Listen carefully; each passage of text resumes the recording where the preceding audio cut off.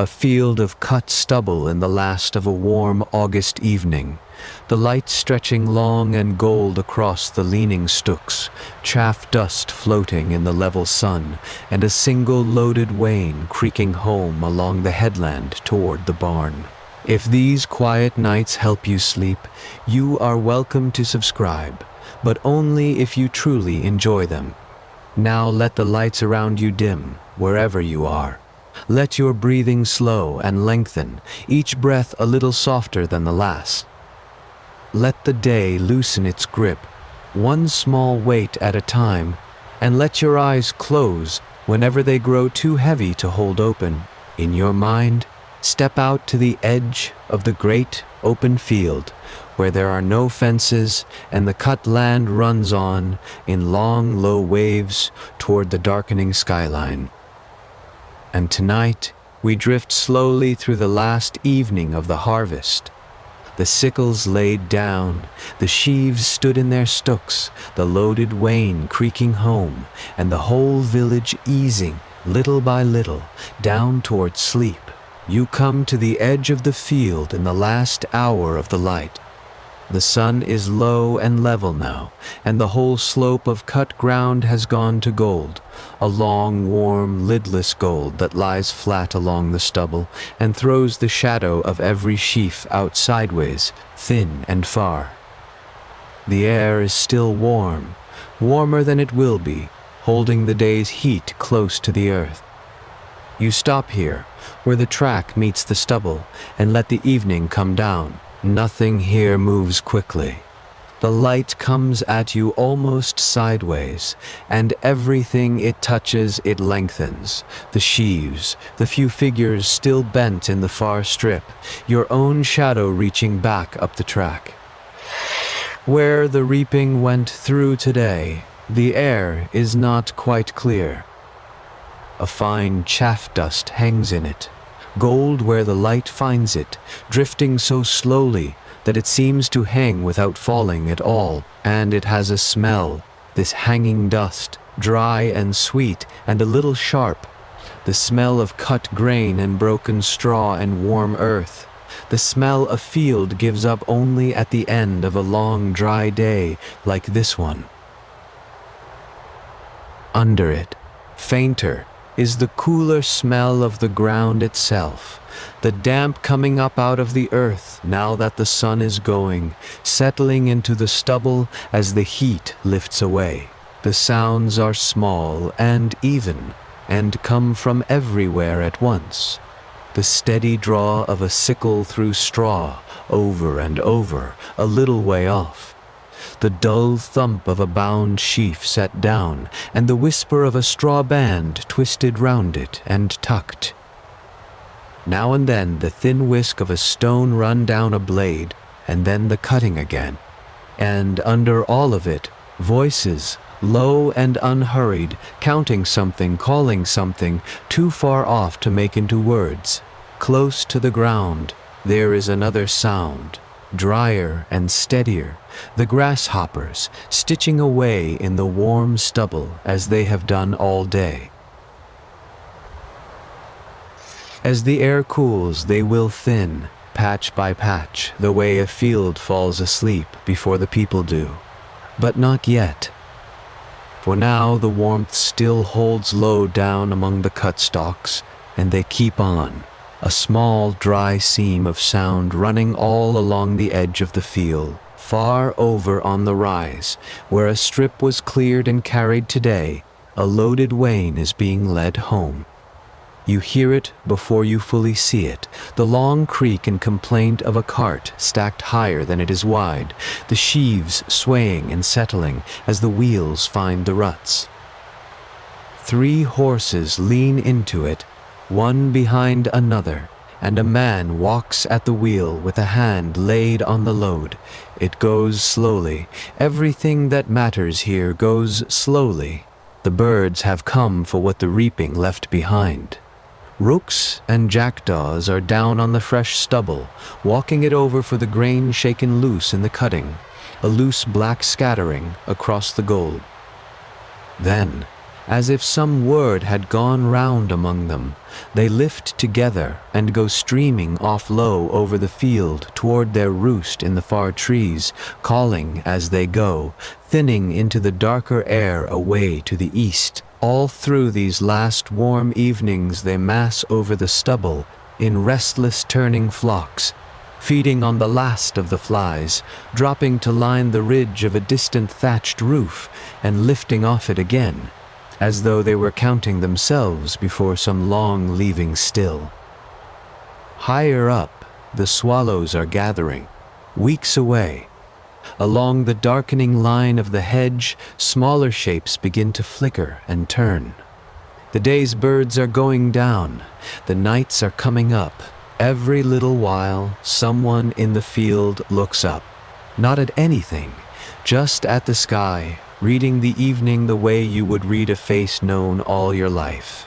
This is the thing that rules the harvest, this small upward glance, the weather. A dry, still evening like this one is worth more than any gold to the people bent in the strips below. Grain cut and lying takes the rain badly. A wet spell now on the reaped and drying sheaves means the ears sprouting where they lie and the straw going dark and sour, a whole summer's work turning slowly useless in the field. Rain here is measured in hunger and a fair evening in the ease it brings.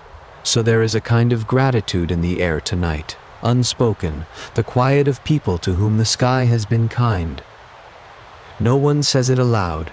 They only glance up, find it fair, and bend again to the work.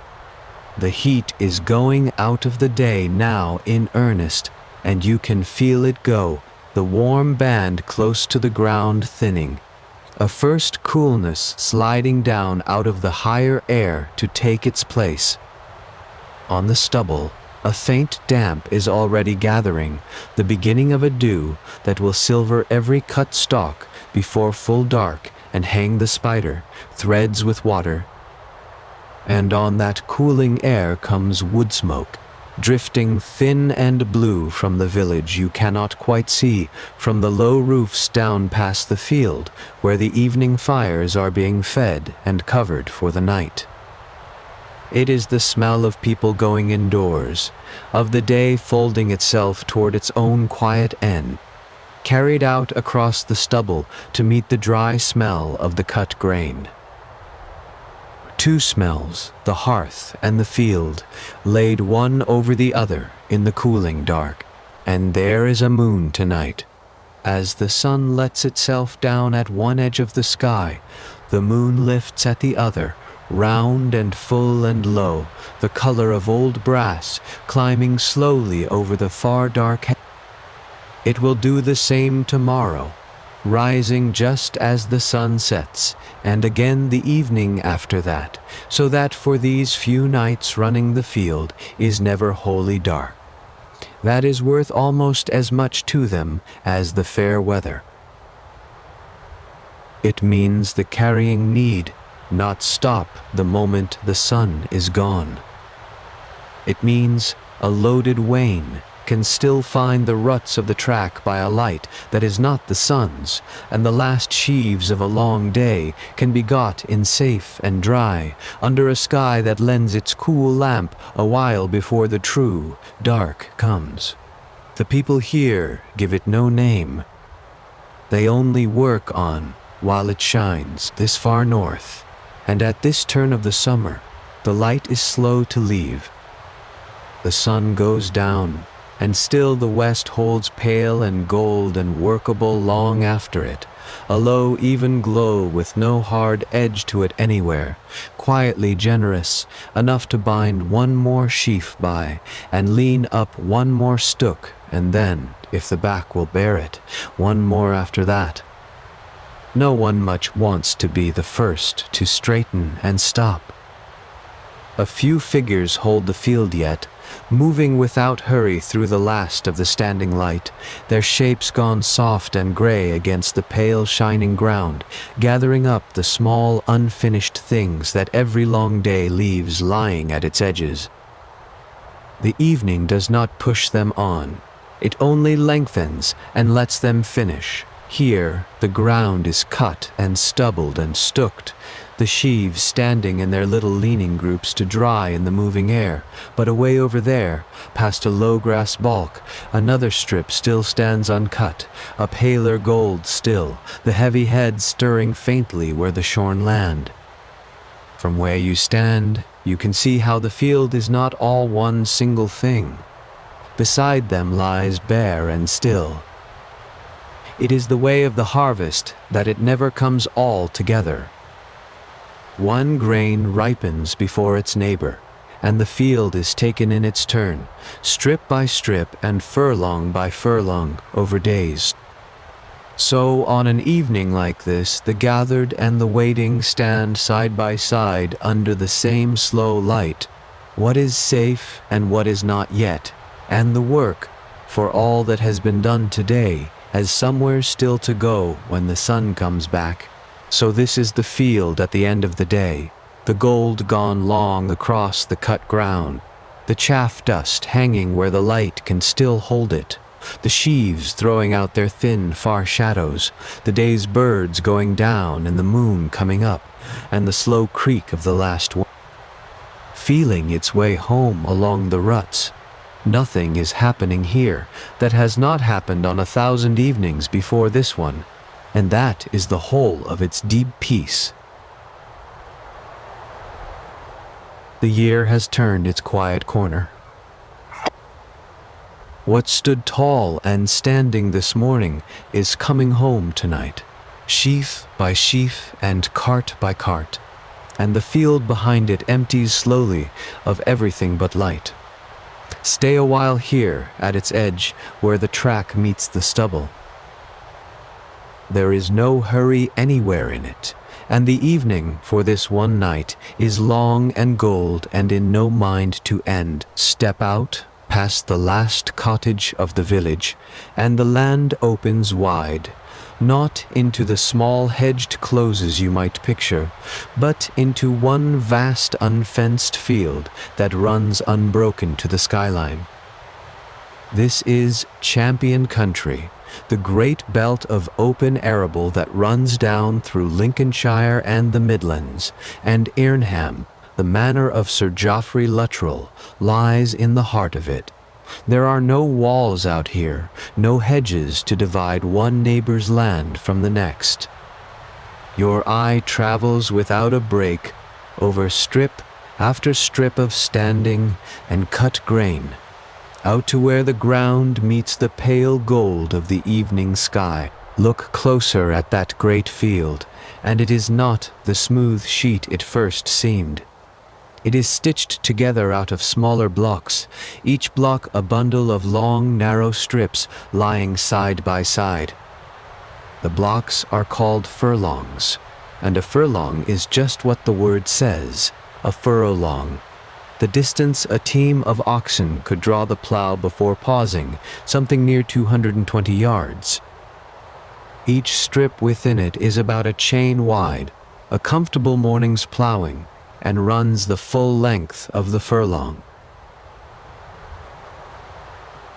Between one man's strip and the next, there is no fence at all, only a narrow ridge of unplowed grass, a balk, or the shared furrow itself.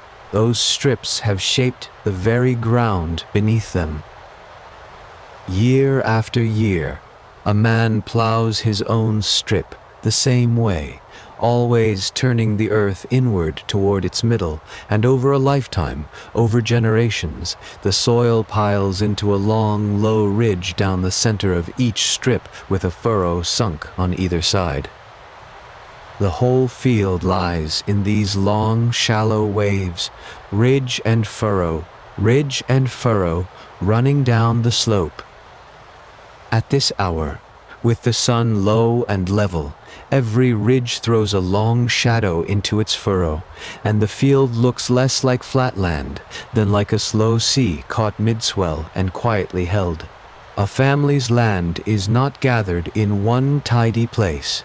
It is scattered, flung in single strips across every furlong of the field. Here a ribbon, there a ribbon, so that a full holding, a vergate of perhaps 30 acres, might be broken into dozens of separate strips lying far apart.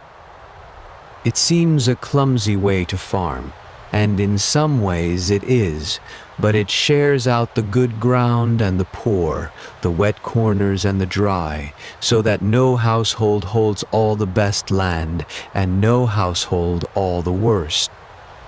Your strips lie mingled among your neighbors, and their standing grain ripens an arm's length from your own. A woman like Cecilia Pennefather, a real single woman of these years, who held her own land and hired herself out at harvest besides, would have known every ridge of her scattered acres, and known too that her small strips depended on the same fair evening as the Lord's broad.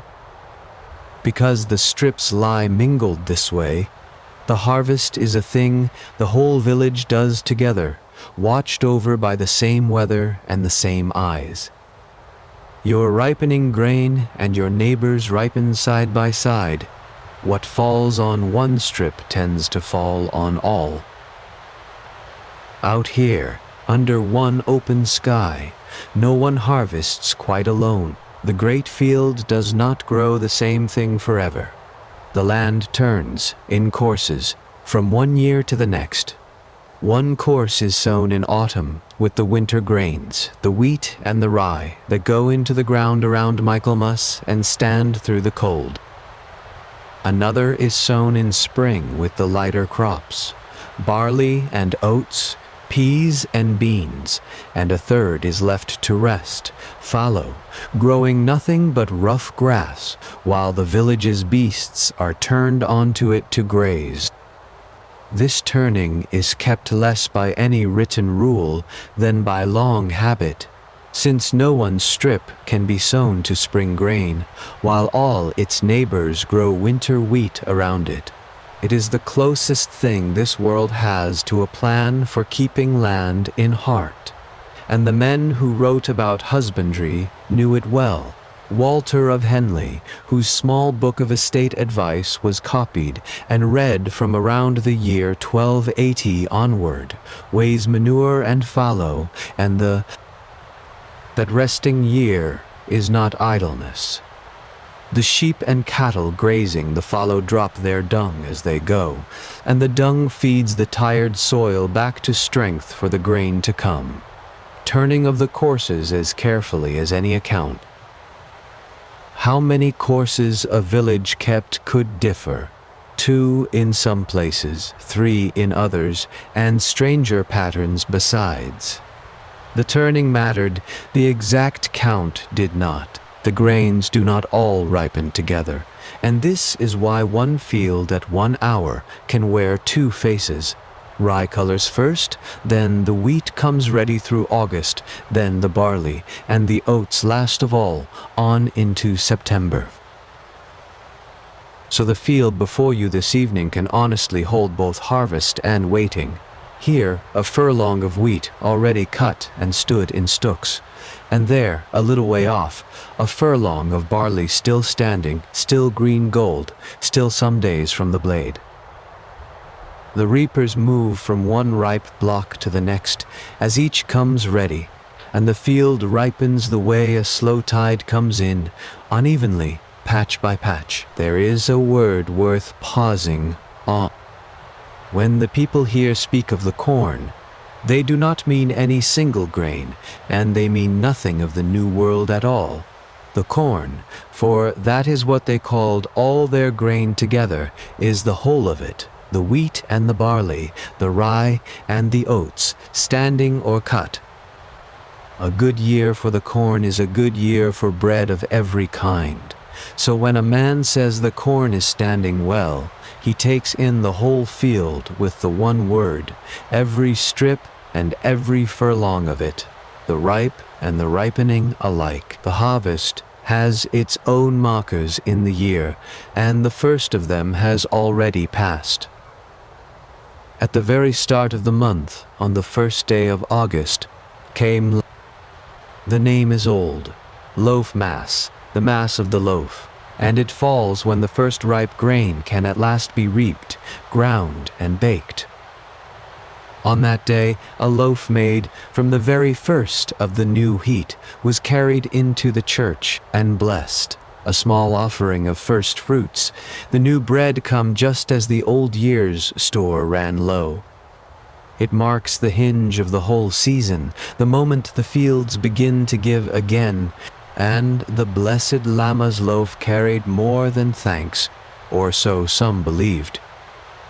There was an old English charm, written down centuries before this evening, that told what to do with such a hollowed loaf. Break it into 4 pieces, and lay 1 piece in each of the 4 corners of the barn, where the grain would be stored. A crumb of blessed bread in every dark corner, some said, would keep watch over the whole year's harvest, guarding quietly what the barn held. Whether the grain kept the better for it, no one could truly say, but the corners were not left empty. For all the strips and all the labor, the field gives back less than you might think. In these years, a grain of seed sown returns only 3 or 4 grains at harvest, a thin yield by any later measure, and reason enough that nothing here is wasted.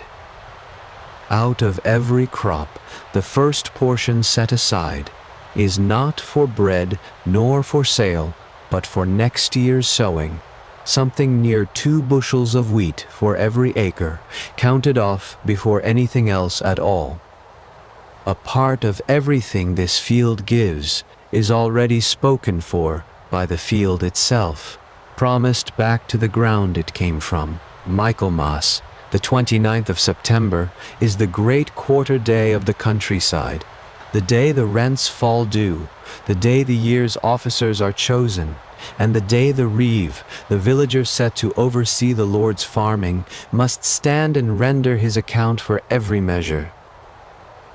And at the far end of the season, still a month or more away, waits the day that closes it all, of grain the fields have given. The whole harvest now underway is, in a quiet sense, being gathered toward that reckoning.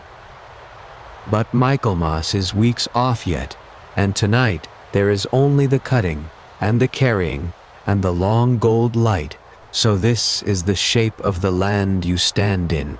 One great unfenced field, stitched of furlongs and strips, waved into ridge and furrow, its scattered holdings turning slowly through their courses, ripening grain by grain toward the barn. It is a plain and patient arrangement, worked out over long generations, asking only that the weather hold and the hands keep moving. And the hands are moving still, down among the strips, where the reapers bend to the standing grain, with the low sun warm on their backs. It is to them, and to the quiet work of the cutting, that we turn now. The work itself is the oldest thing in the field, and tonight, as on every harvest evening, it comes down to a single repeated gesture. A reaper reaches into the standing grain, gathers a fistful of straw in one hand, and draws the curved blade of a sickle through it a couple of hands, breadths below the ear, high up the stalk, so the heavy ripe heads never spill. Then the cut handful is laid aside, and the hand reaches in again. There is no hurry in it, and no rest in it, only the same small motion, over and over, all down the strip, while the light goes long and gold across the stubble. Not every grain is taken the same way. Wheat and rye, the bread grains, the precious ones, are cut with the sickle, high and careful, 1 handful at a time.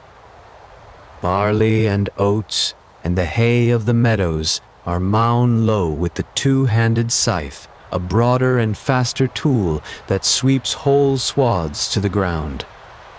The scythe is quicker, but it throws the grain as it cuts, shaking loose what the sickle would have saved, so it is kept well away from the wheat. This is the custom of the country, rather than any iron rule. But the reaper in the wheat strip this evening holds a sickle and means to cutting high, a hand or two below the ear, looks wasteful, so much good straw left standing in the field. It is not waste at all. The tall stubble left behind is wanted, every stalk of it, grazing for the beasts once the field is cleared, straw for the thatch of roofs, bedding for the buyer through the winter. An estate treatise written around the year 1280, the bookmen called Walter of Henley's Husbandry, advises the careful farmer to keep his stubble if he means to thatch with it. So the high cut is management, not laziness. The reaper spares his own back a little and saves the roof over his head besides. Behind the reapers comes the binding. The loose-cut handfuls are gathered into an armful and tied, not with rope brought from home, and not with anything bought, but with the crop's own straw. A few long stalks are twisted together into a band, wound around the middle of the bundle, and the ends tucked under and back on themselves, so the whole thing holds. The bound bundle is a sheaf. Each one is fastened with nothing but a little of itself, so that the field, gathered up, is bound in nothing that did not grow there. A quick hand can twist a band and tie a sheaf almost without looking. The sheaves are not carried off at once. They are stood on their cut ends, ears up to the drying air, and leaned together in little companies, commonly 8 or 10 sheaves to a stook, propped against one another, so they hold each other upright. In a wet season, a few fewer are set together, so the wind can work between them. There they stand for days, ranked in rows down the cleared strip, drying through the last of the warmth before they are fit to carry. The long shadows of the stooks reach out across the stubble as the sun goes down, a field full of small leaning figures that are not people at all. The work moves at a measured pace, and it has its measures. A team falls into an order, some cutting, a binder following behind to tie what they lay down, a child perhaps gathering the bands ahead of them. The customary unit of a day's reaping is the half-acre.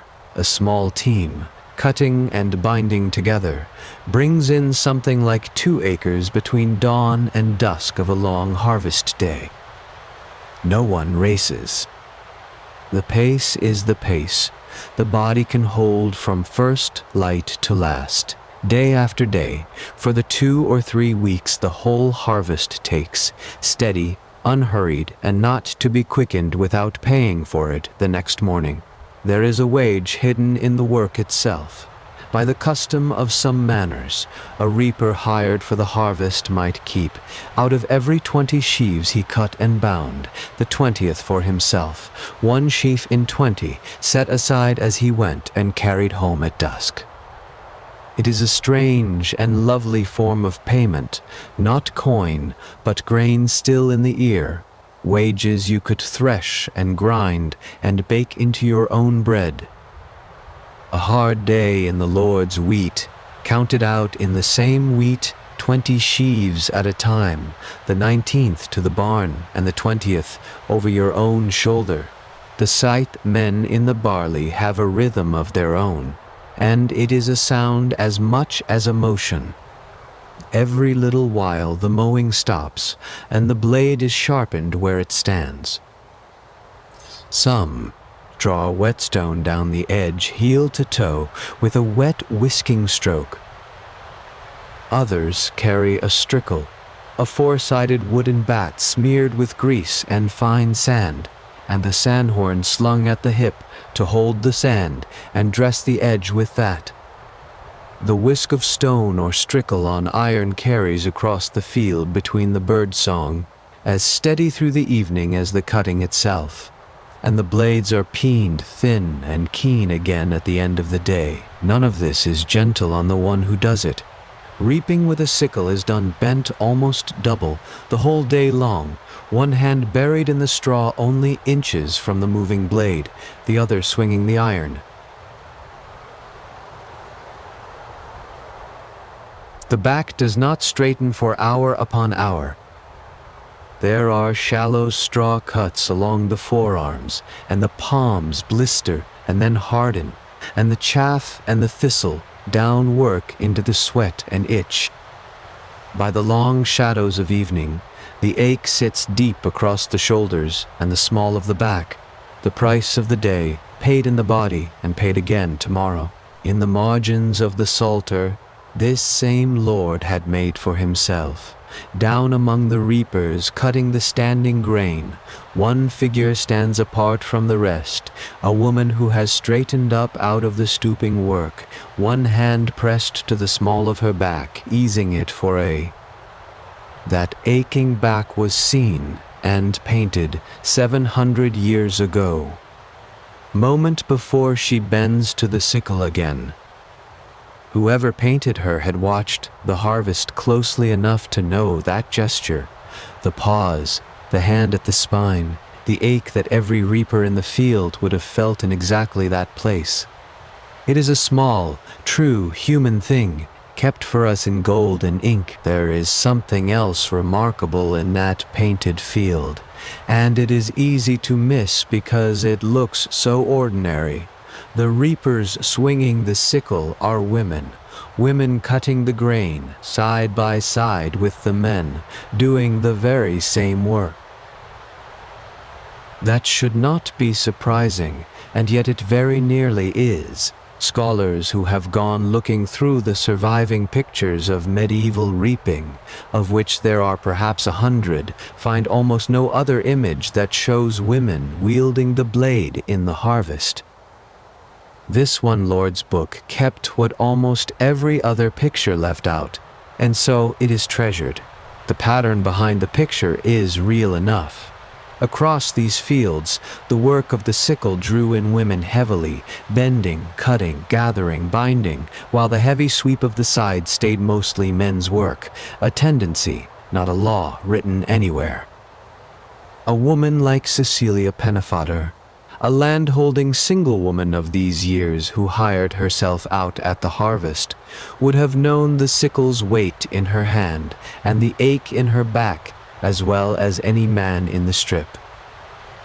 She was paid for it too, though less, for the same day's cutting than the men beside her, which was simply how the season's wages ran. Too small to be trusted with a blade, they are not idle. They carry the drink along the rows, ale and water in leather bottles, to hands too busy to fetch it.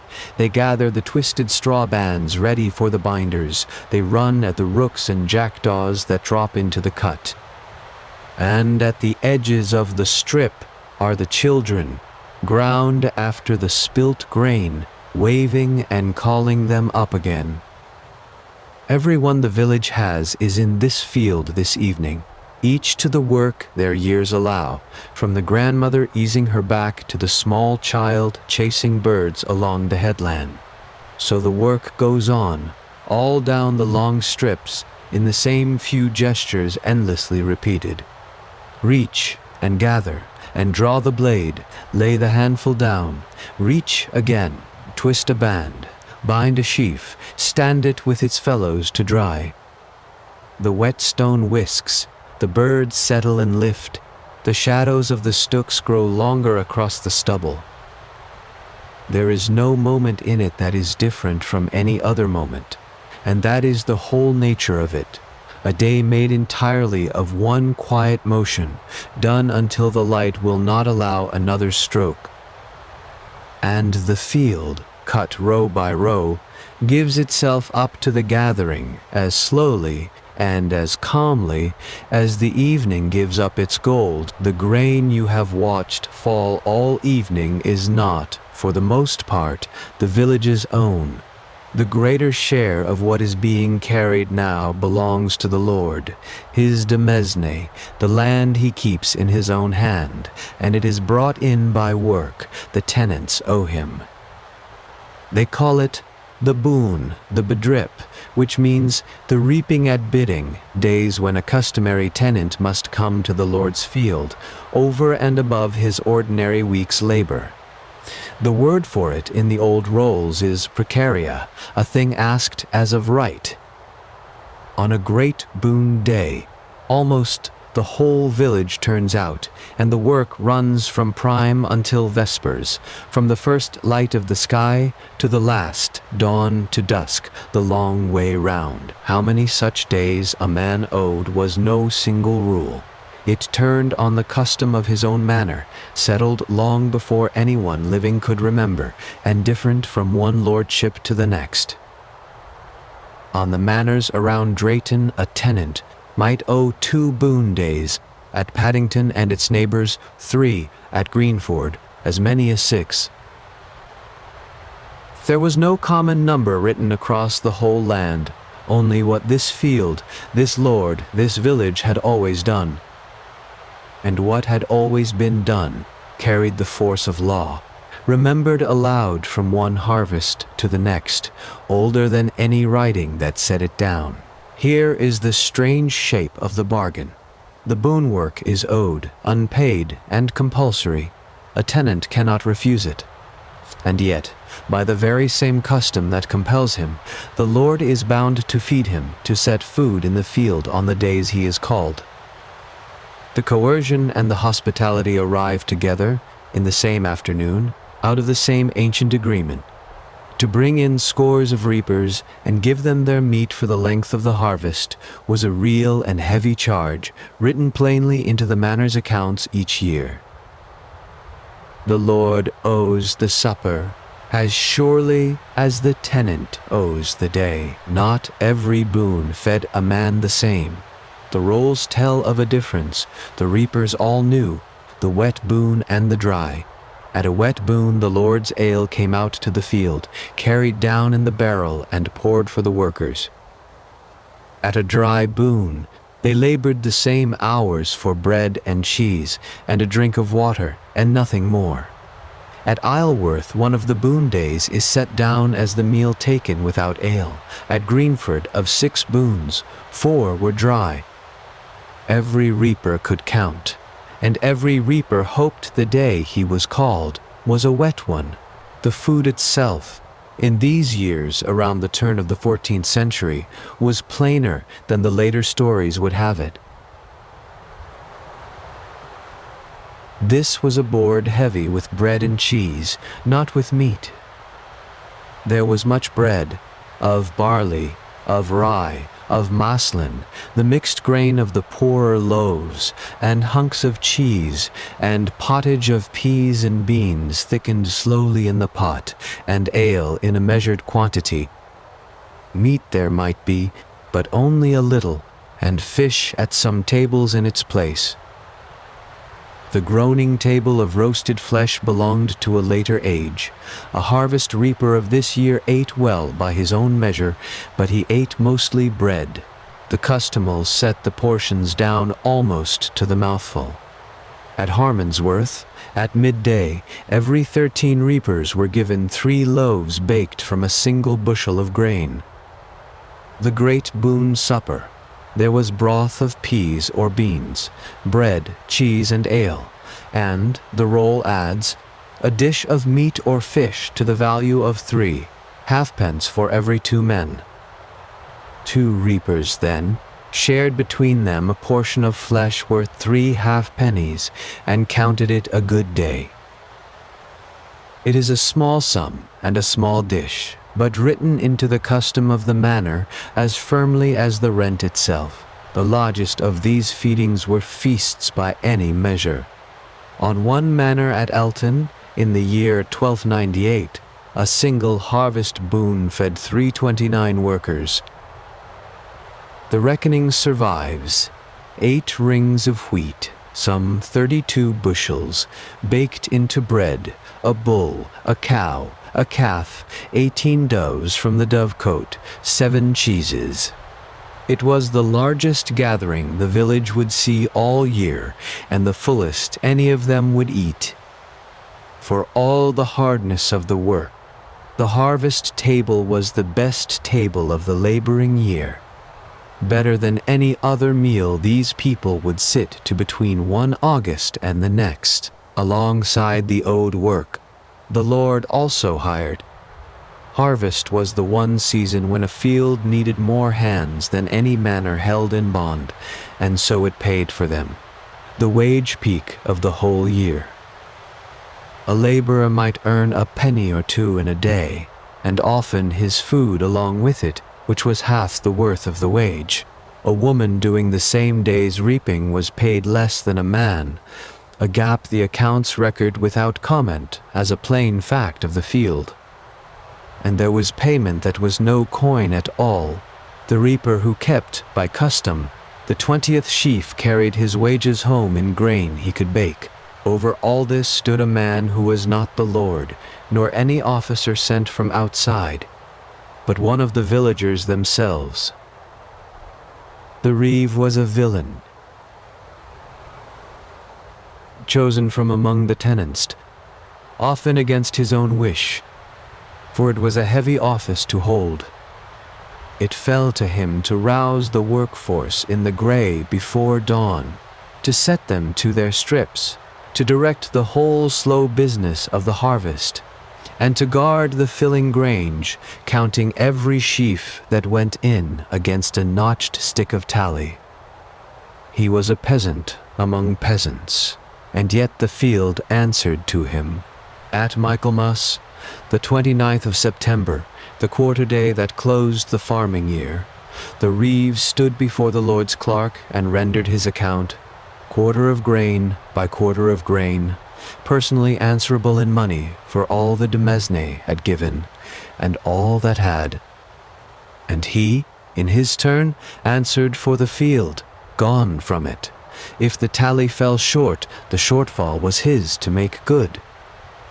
So this evening, as the last light goes long, he stands at the field's edge, one of the village, dressed as they are, tired as they are, and the one man among them who must answer to the manor for every sheaf now leaving the ground. There was a second officer in the field, and his name was older than the work, the Hayward. In the old tongue, the hege, Weird, the guardian of the hedge, kept watch over the standing corn and the fences that ringed it. The treatise the stewards read, the seneschalcy, sets his charge down almost word for word. He must keep watch early and late, so that nothing be stolen. Through August, it was the Hayward who gathered the reapers and the boon tenants to their work, and he who brought any who offended, the careless, the thieving, the strayed, before the manor court to answer. By his side, some say, hung a horn, to call the workers in, and to raise the cry if a thief were found in the grain. Though the horn is soft memory more than firm record, and we will not lean on it. What is firm is the great tangle of bylaws the harvest lived under, set down in the court rolls. No grain was to be carried at night, nor on a feast day. The work was for daylight only, when honest eyes could see it, guarding against theft in the dark. No worker was to be paid in whole sheaves. No stranger from another village might come to glean. The field had its written rules, and the Hayward kept them. Behind both officers stood the books of husbandry. The age had begun to write down. Walter of Henley's treatise on estate keeping, from about 1280, and the seneschalcy beside it, taught a careful lord and a careful reeve how a demesne ought to be run, how many hands a field needed, how a harvest should be watched and reckoned and fed. They are dry books, all duty and accounting, and yet they describe exactly the evening around you, the owed work and the owed meal, the tally and the watch, the two halves of a bargain that no one now present could remember the beginning of. So the field this evening holds the whole of it at once. The village reaps the Lord's grain because it must. The Lord will feed the village because he must. And between the compulsion and the kindness there is no real seam, for both come down the same long thread of custom. The reeve counts at the headland. The Hayward walks the hedge. The trestles wait at the field's edge for the ale and the bread to come out. And the last sheaves of the Lord's share go up onto the cart while the light holds. One load carried home, and then, if the evening stays kind, and tonight it does, one more. When the last sheaf is lifted from a strip and carried away, the field quietly changes its law. All day the ground has belonged to the reapers and to the Lord whose grain they cut, now with the sheaves gone. The same few yards of stubble come under a different rule altogether. The loose ears left scattered in the straw, the ones the sickle missed, the ones that slipped free in the binding, are no longer anyone's crop to carry. They belong now, by the village's own custom, to a particular set of hands, not the strong but the weak. You watch a strip empty, and you watch its meaning change with it. Gleaning, this gathering of the fallen years, is a mercy, but a careful, measured one. It is reserved for those who cannot earn a harvest wage, the old, the infirm, and the small children who stoop along the cleared strips, filling their aprons a handful at a time. A widow past heavy work, a man with a bad leg, a child too young for the sickle. These are the gleaners the custom means. For a household living close to the edge, a few evenings of gathered ears could be the difference between a fed winter and a hungry one. And so they bend to the stubble while the light lasts, but gleaning is watched. Anyone strong enough to have been hired for the reaping is forbidden to glean, and the manor court will fine an able-bodied gleaner as quickly as it finds a thief. The village keeps its own bylaws for this, and the fines are real. One court roll records it plainly. Parnell was a gleaner in the autumn contrary to the statutes. Therefore she is in mercy 6 pence.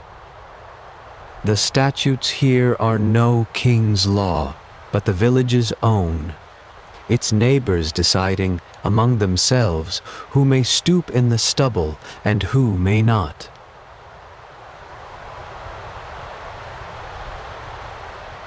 The hayward stands at the field's edge and sees that they keep to it. There are lines a gleaner may not cross. No one may glean from a strip whose sheaves still stand, stooked, and waiting to be carried. To take ears from among standing or stooked grain is not gleaning but theft. And no gleaners may come in from other villages. The fallen ears of this field are for this village's own poor, and no others. So the mercy has edges, and everyone knows where they fall. Only after the last sheaf has left a strip, only the loose and truly abandoned ears, only the hands of those who could not work for wages. Within those edges, the stubble is opened to the needy. Beyond them, the court is waiting. Before any of this, though, the field has already been divided once. As the sheaves are counted up from each strip, every 10th one is set apart. The tithe, the church's share, 1 sheaf in 10 carted away whole to the parson's barn. It is counted off in the open, in front of everyone, so that no one can quarrel over the reckoning. A reaper stands and watches his own day's labor parceled out before his eyes, the Lord's share in the services he owes, God's share counted off as the 10th sheaf, and only what remains after both of them is carried home to feed his own household. Consider a woman like Cecilia Pennefather, a real single woman of these years, holding a little land of her own and hiring herself out at harvest for the wage and the food. For someone like her, the arithmetic of the tithe and the Lord's dues is not abstract. It is the very shape of the coming winter. What is counted off in the field is bread not eaten later. And yet the harvest wage and the harvest board are still the best of her whole year. For these few weeks the food is plentiful, and the labor, though it breaks the back, is shared by the entire village at once, out under the same long and generous evening light. Once a strip is carried and gleaned, it has one use left in it before the year turns. The bare stubble is opened to the animals. Sheep and cattle turned out to graze the fallen straw and to manure the ground where they stand, their numbers fixed and limited by the manor court, so that no one grazes more beasts than his share. This rite runs on through the autumn, until the ploughs come back to the same strips around Michaelmas, the 29th of September, to turn the earth for next year's sow. And so, as the light goes, you can see distant sheep already drifting out onto the cleared ground, small and pale against the darkening field. All of this, the reaping, the binding, the carrying, this Lord had painted into his own book.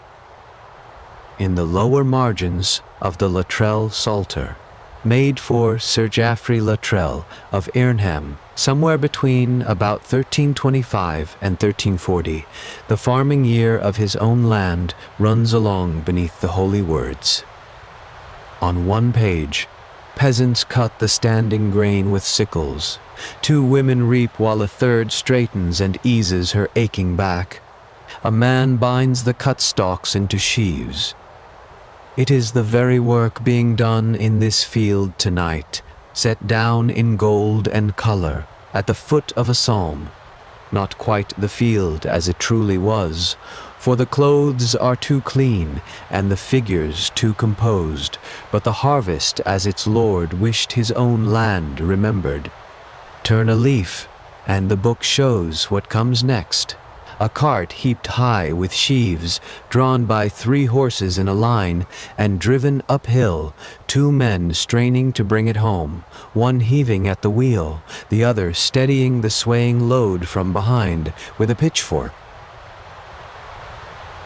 That painted wain is the last labor of the harvest day, and out in the real field, as the birds begin to stream toward their roosts, that same last labor is beginning.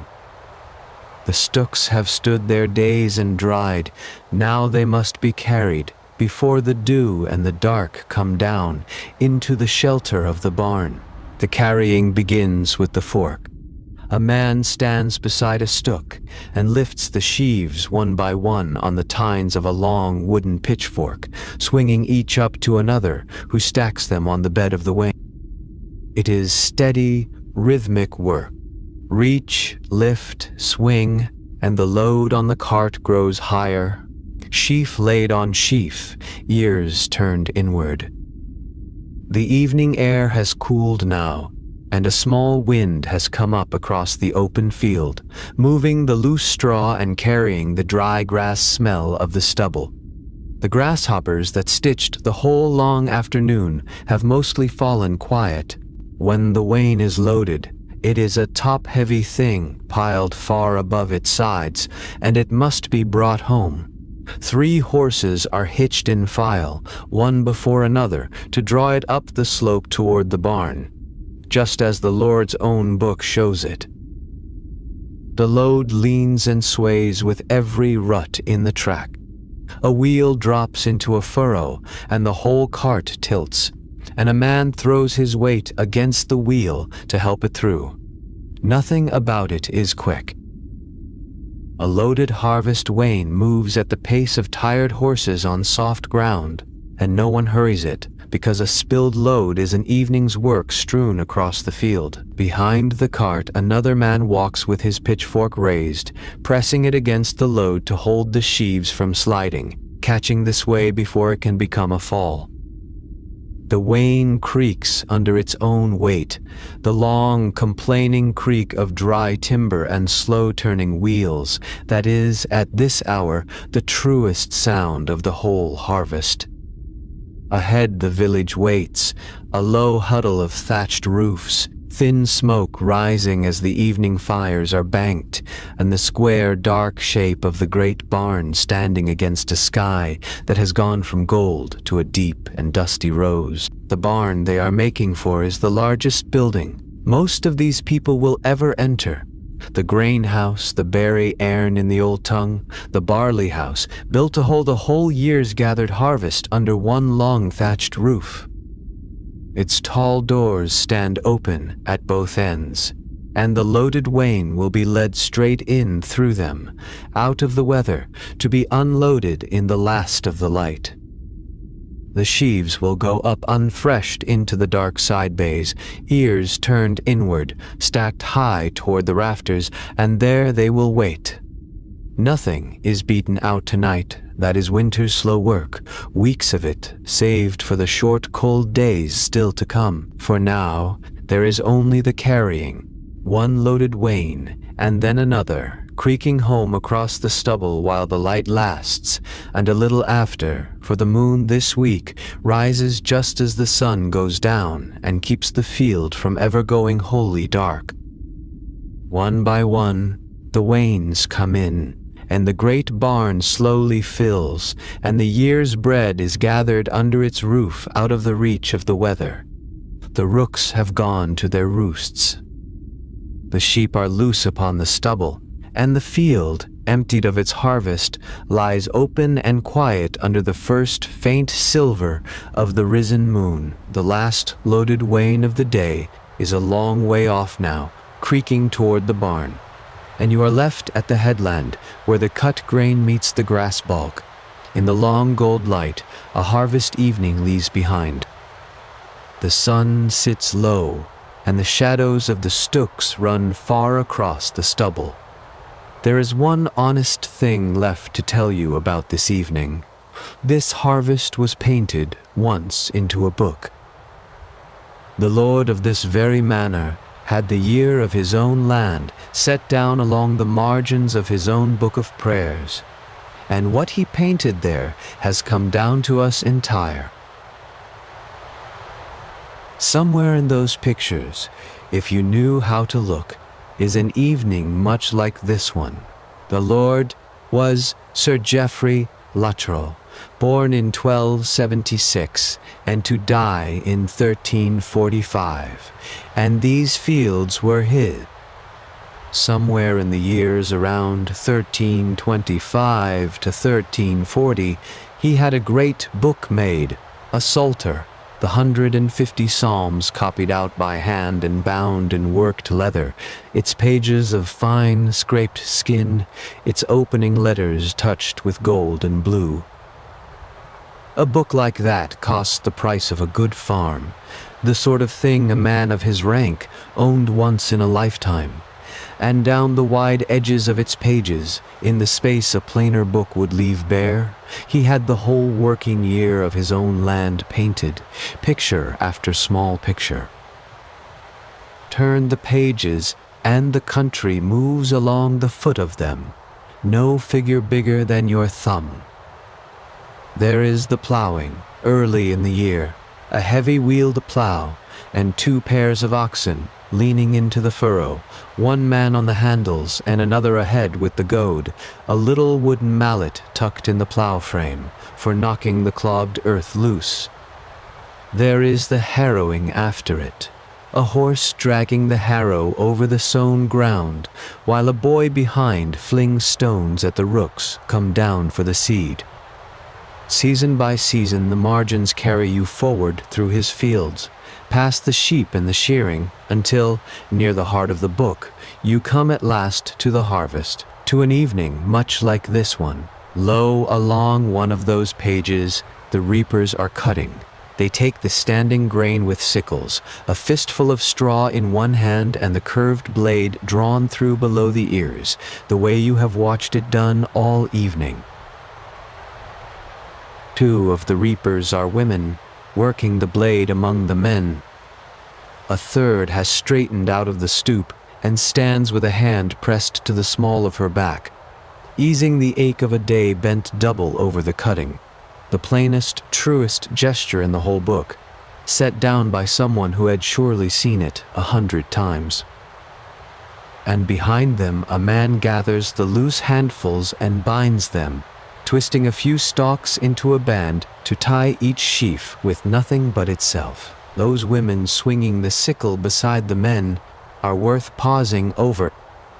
Scholars who have spent careers counting such pictures, and perhaps 100 survive, scattered through the old manuscripts, find almost no other quite like this one, almost none showing women at the cutting rather than the binding or the gleaning. What it means, nobody is sure. Perhaps this Lord's fields truly ran that way. Perhaps the painter simply drew what stood before him, and the grain itself the pictures never name. It might be wheat, it might be barley. The painted ears keep their secret, much as the real ears do now at dusk, as the last color drains out of them and they go gray together in the failing light. On the page that follows, the sheaves are being stacked, the bound bundles stood up and leaned together, ears to the sky, the very way they stand across the real stubble around you now, waiting their days in the open air until they are dry enough to carry. It is the quietest sort of picture, nothing in it but patient work near its close. And here is the thing to hold as the light in the real field begins to lengthen and cool. Everything the book shows you have watched today, the same sickles, the same aching backs, the same sheaves leaned against the sky.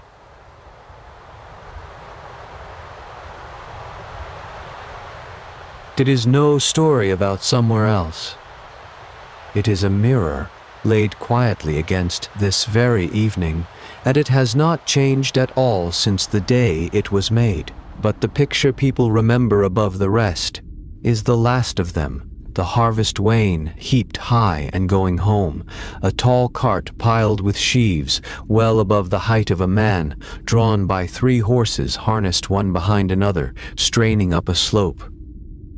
One man sets his shoulder to the back wheel to help it turn. Another walks behind with a pitchfork, steadying the swaying load so it will not shed on the hill. It is all effort and forward lean, the one picture in the book that seems to be moving, and it is just what is happening a mile off in the dusk right now, where the day's last Wain creaks toward the barn. This is the harvest, the way Geoffrey Luttrell's own book shows it. And here you should hold one honest thing in mind, as about any picture a man pays to have made of his own house.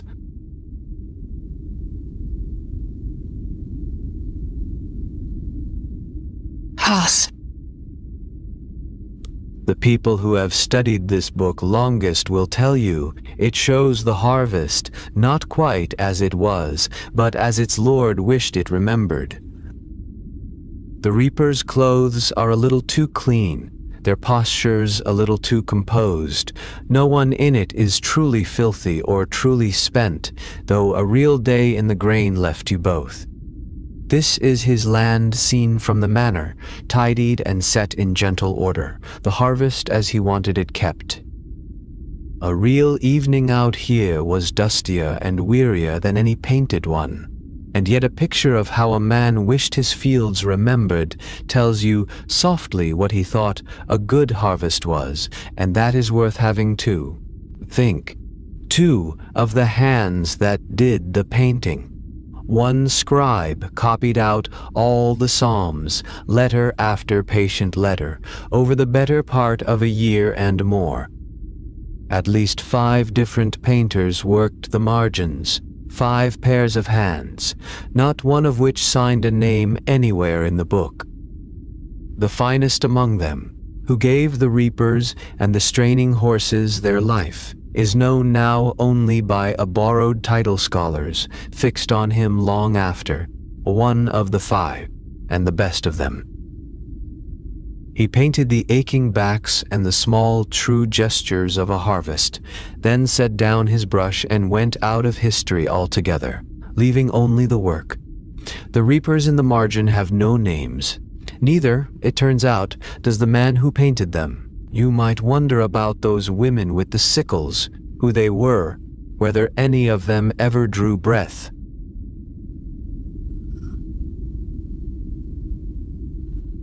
Their names we will never have, but we know the names of a few real country people from just these years, because the manor courts wrote them down. There was a woman called Cecilia, from a village not far off, born around 1295. A woman who never married, who held a little land of her own, and who went out in the autumns to earn a wage in other people's harvests. A woman like Cecilia might well have stood in a field like this, a sickle in her hand, on an evening much like this.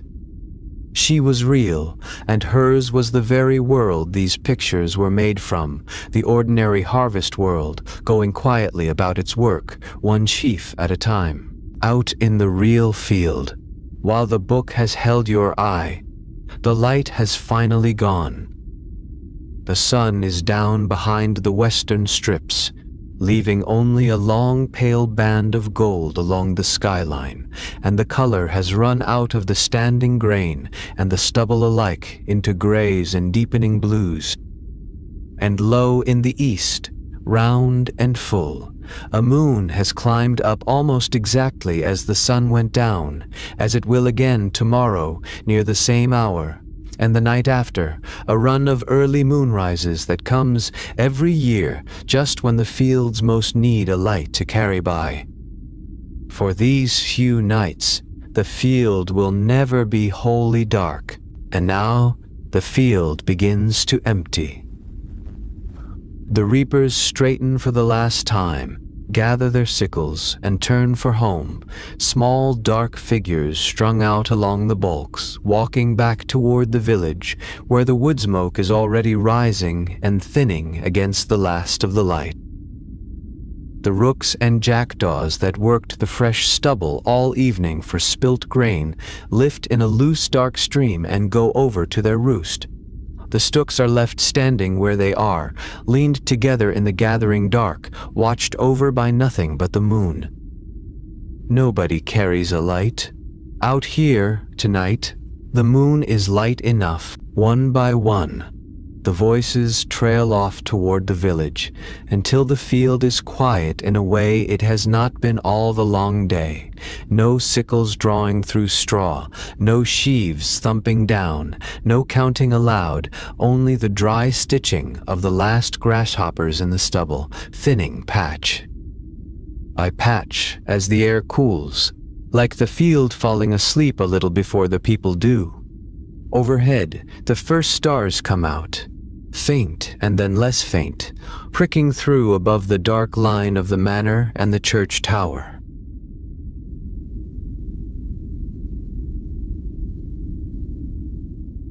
Maybe.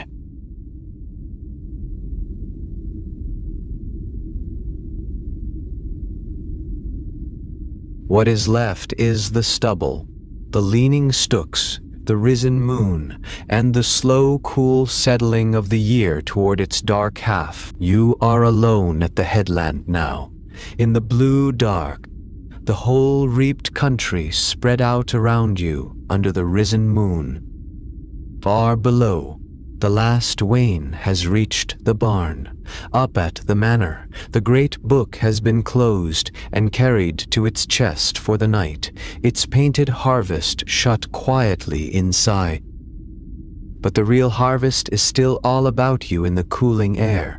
The stooks in their long rows, the shorn strips going silver, the first sheep drifting onto the far stubble, the moon climbing clear of the trees. The loud gold day is finished. The quiet work of the dark, the carrying home, the filling of the barn, the long, slow turning of the year toward winter is only beginning. So stay a while, here at the field's edge, and let the night come gently down over the fields.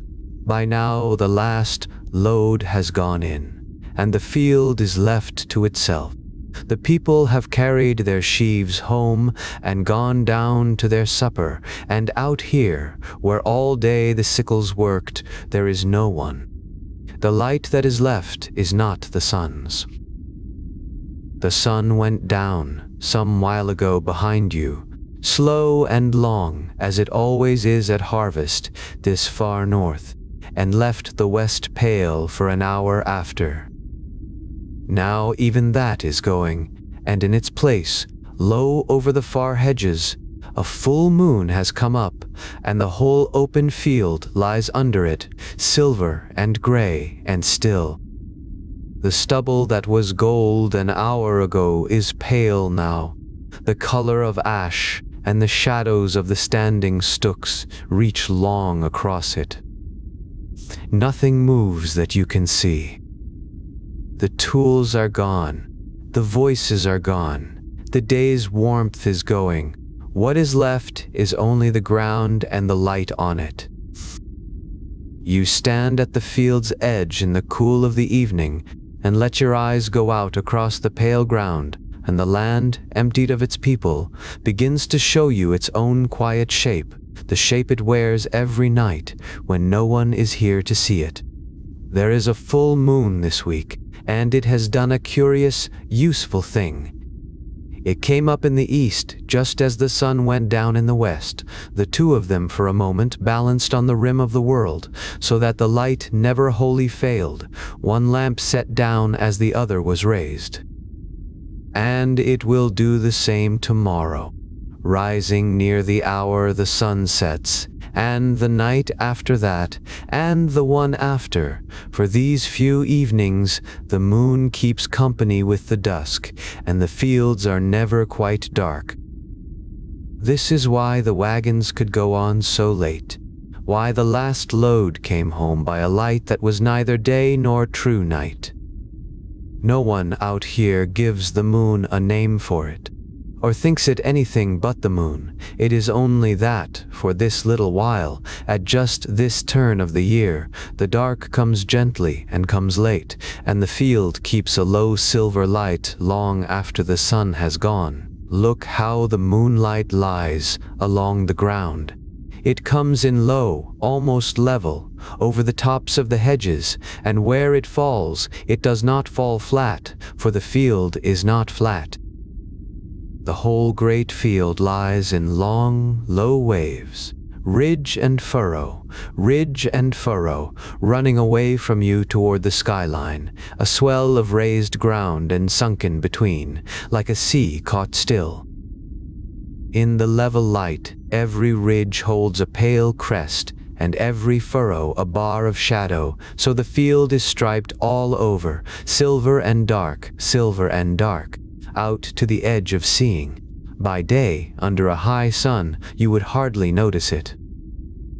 Only now, with the light coming sideways and low, does the land show how it is shaped, wave after wave of it, patient and even, the way water shows its ripples best in a slanting light.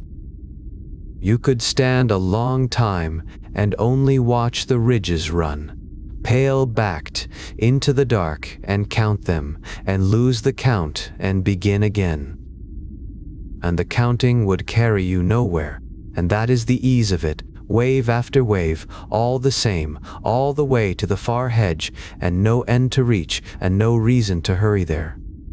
Each time the ox team came down a strip, the plow turned its slice of soil inward, toward the middle, and each time it went back, it turned another, so the middle of every strip rose a little, and the edges sank, year by year, hands, breadth by hands, breadth longer ago then. These waves were not laid down in a season. They are the slow work of a plow, turning the same ground the same way, year upon year, lifetime upon lifetime, until the earth itself has taken the shape of the labor. Anyone living can remember. What you are looking at, then, is time made into ground. The same furrow walked so many thousand times that it has become a valley, the same ridge heaped so long that it has become a low hill, The men who began it are gone past all remembering. The shape they wore into the field remains, and holds the moonlight now in its long gray troughs, and will hold it long after tonight's ploughmen are gone the same way. There are no fences out here, and no hedges between one man's land and the next, only the open field running unbroken to the skyline in every direction.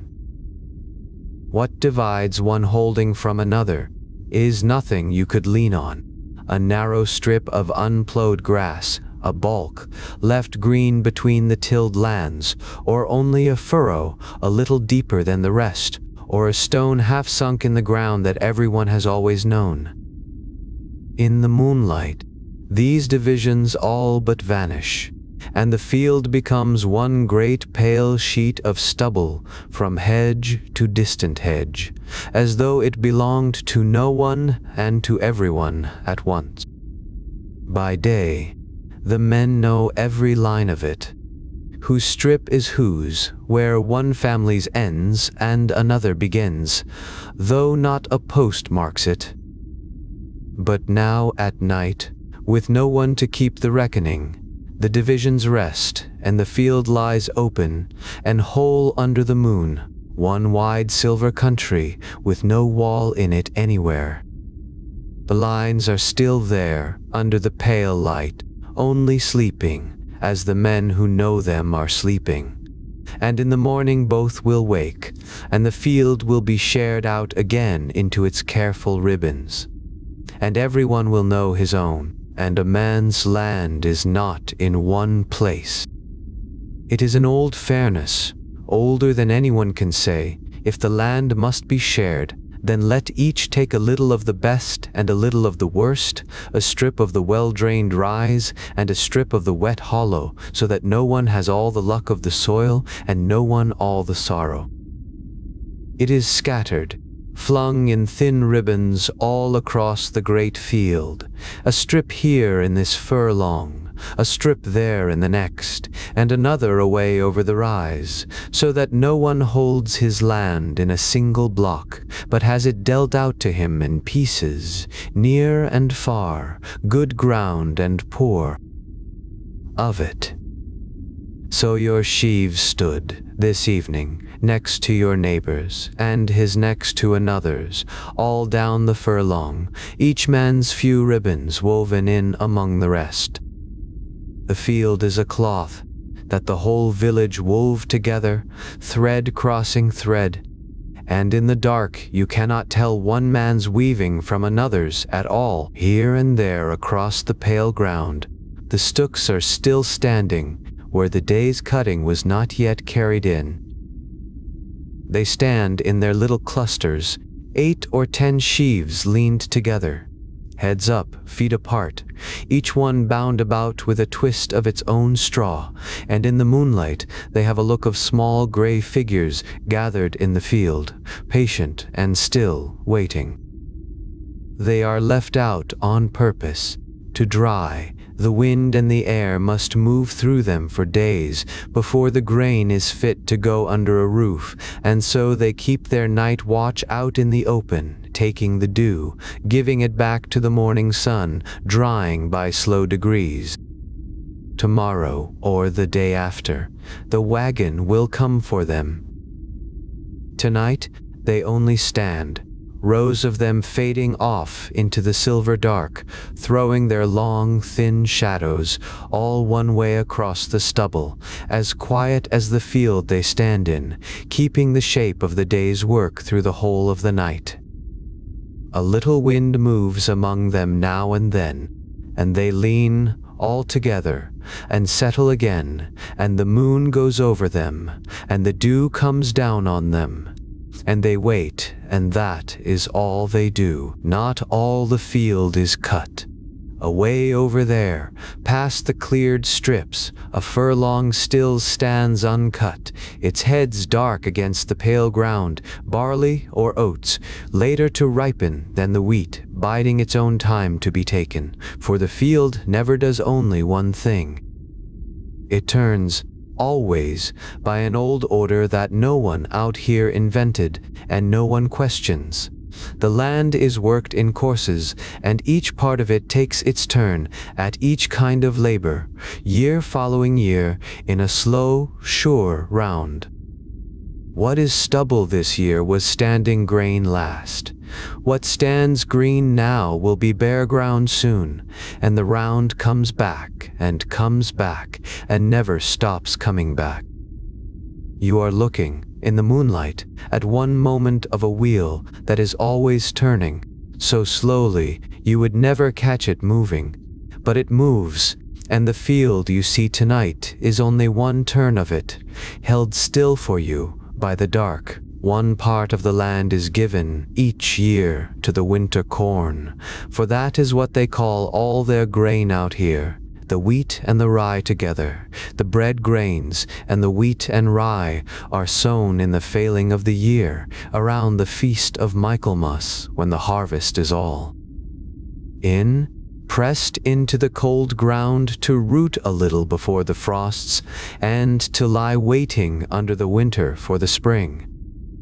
That field is bare tonight, or nearly, a stretch of dark turned earth resting between one crop and the next, its work not yet begun. Soon the plows will come to it, and the seed after, cast by a slow hand walking, and the rooks after the seed, but not yet. Now it only lies there, dark where the stubble fields are pale, a patch of waiting ground under the same moon, holding its place in the round.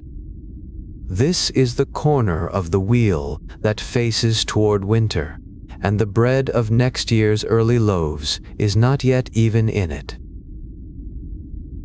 It waits its turn, as everything out here waits its turn, dark and patient under the moon, holding its place until the year comes round to it again. Another part is kept for the spring corn, and that is a different sowing, and a different set of grains, the barley and the oats, and among them the peas and the beans that climb and feed the soil, even as they feed the people.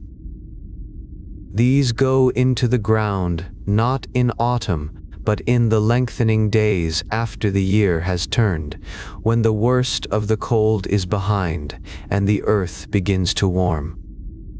Tonight that field, too, is mostly stubble, its own harvest lately taken, and it rests as the others rest, pale under the moon, its stalks cut low and standing in the dew. It has done its year's work, and will lie fallow next, or turn again to the winter grain, as the round decrees. You need not hold all of this in your head. The men who farm it hardly think of it, so deep is it worn into them. Only know that the field keeps 3 kinds of time at once, and each strip of it is somewhere on the wheel, and the wheel goes round. And the third part of the land, each year, does nothing at all, or seems to. It lies fallow, unsown, unplowed for the season, given over to rest, but the rest is itself a kind of work. On to the fallow, the beasts are turned, the sheep and the cattle, and as they graze the weeds and the volunteer grass, they leave their dung behind them, and their dung feeds the tired soil, giving back through the summer what the grain took out. So the fallow field is not idle, it is being quietly mended, tooth and hoof and dung, made ready to bear again. Tonight you might see the beasts on it still, pale shapes moving slow in the moonlight far off, or you might see only the empty rested ground, silver and still. Either way, it is the third face of the wheel, the resting face, the mending face, and without it the other 2 could not go on turning, for land that is never let rest will not give, and every farmer out here has always known it. So even the rest is folded into the round, a whole year of doing nothing that is really a year of quiet repair. And next summer the mended ground will rise into grain again, and no one will thank the fallow, but the fallow will have done its work.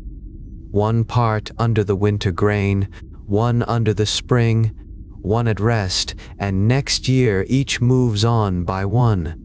O winter field becoming the spring going to follow, the fallow rising to bear the winter corn, and so on, each strip taking every task in its turn, year. So the great field is 3 fields in one, or 2, or however many the old custom of this place has settled on. No one out here counts them as a stranger would, by number. They only know the round, after year after year. It is a wheel with no beginning that anyone remembers, and no end that anyone expects, turning too slowly to watch, 1 notch each year, patient past all patience. Tonight it is stopped, as it seems, held in the moonlight at one still moment of its turning. But it is not stopped.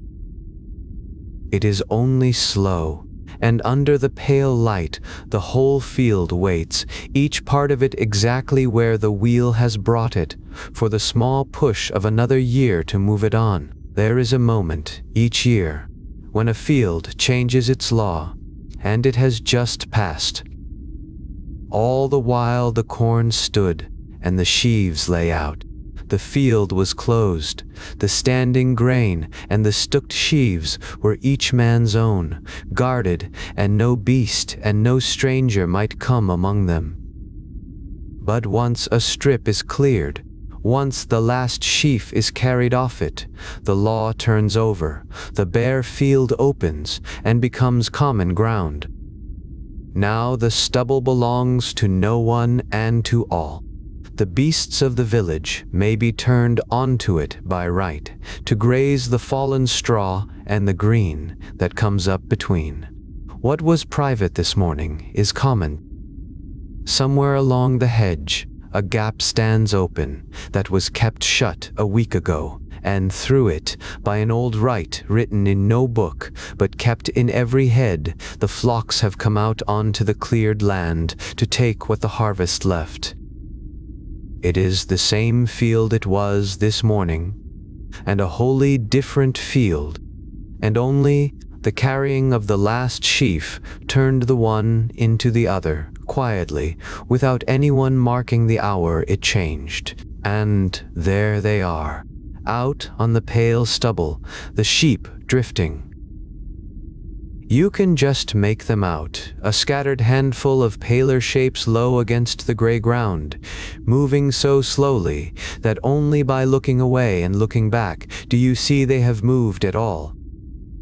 They graze as they go, heads down, taking the short green and the spilled ears among the stubble, their plain unmarked bodies ghost-colored in the moonlight, their soft tearing of the grass too far off to hear. By day a boy might watch them, or a dog.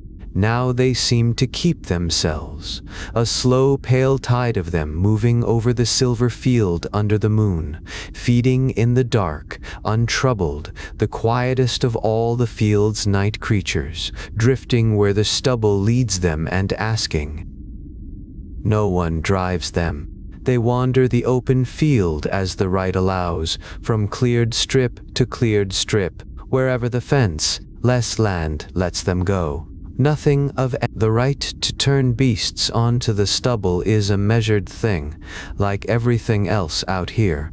The village court fixes how many each man may put on the common, so many sheep to this holding, so many to that, lest one greedy flock eat the grazing bare and leave nothing for the. Somewhere out on the field, or asleep near his charges, there may be a shepherd, a still dark figure with a crook, keeping a loose count of the pale backs in the moonlight, or there may be only a line of woven hurdles set to fold the flock onto one part of the ground and off. They are not quite as free as they look. Rest, it is called the stint, and it is watched. The beasts drift and graze and think themselves at liberty, but the liberty is portioned out so many head and no more. the same careful sharing that scatters a man's strips across the field, reaching even here, even to the sheep on the midnight stubble. Nothing out here is wholly free, and nothing is wholly one man's. The field is shared, the grazing is shared, the water and the wood, and the very right to turn a beast out at night, all of it measured and more. The air is cooling now, and as it cools the dew comes. You feel it before you see it. A faint dampness gathering on the back of your hand, on the shoulders of your cloak, a coolness that was not there an hour ago. Out on the field, it is settling everywhere at once, unhurried, silent, onto every blade of the cut stubble and every leaning sheaf, a fine wet silvering laid down out of the still night air. By the moon's light you can almost see it come. The pale stubble grows paler, softer, as each little edge takes its bead of water and holds it. There is a smell that comes with it, cool and green and earthen, the smell of ground giving back the day's warmth to the dark.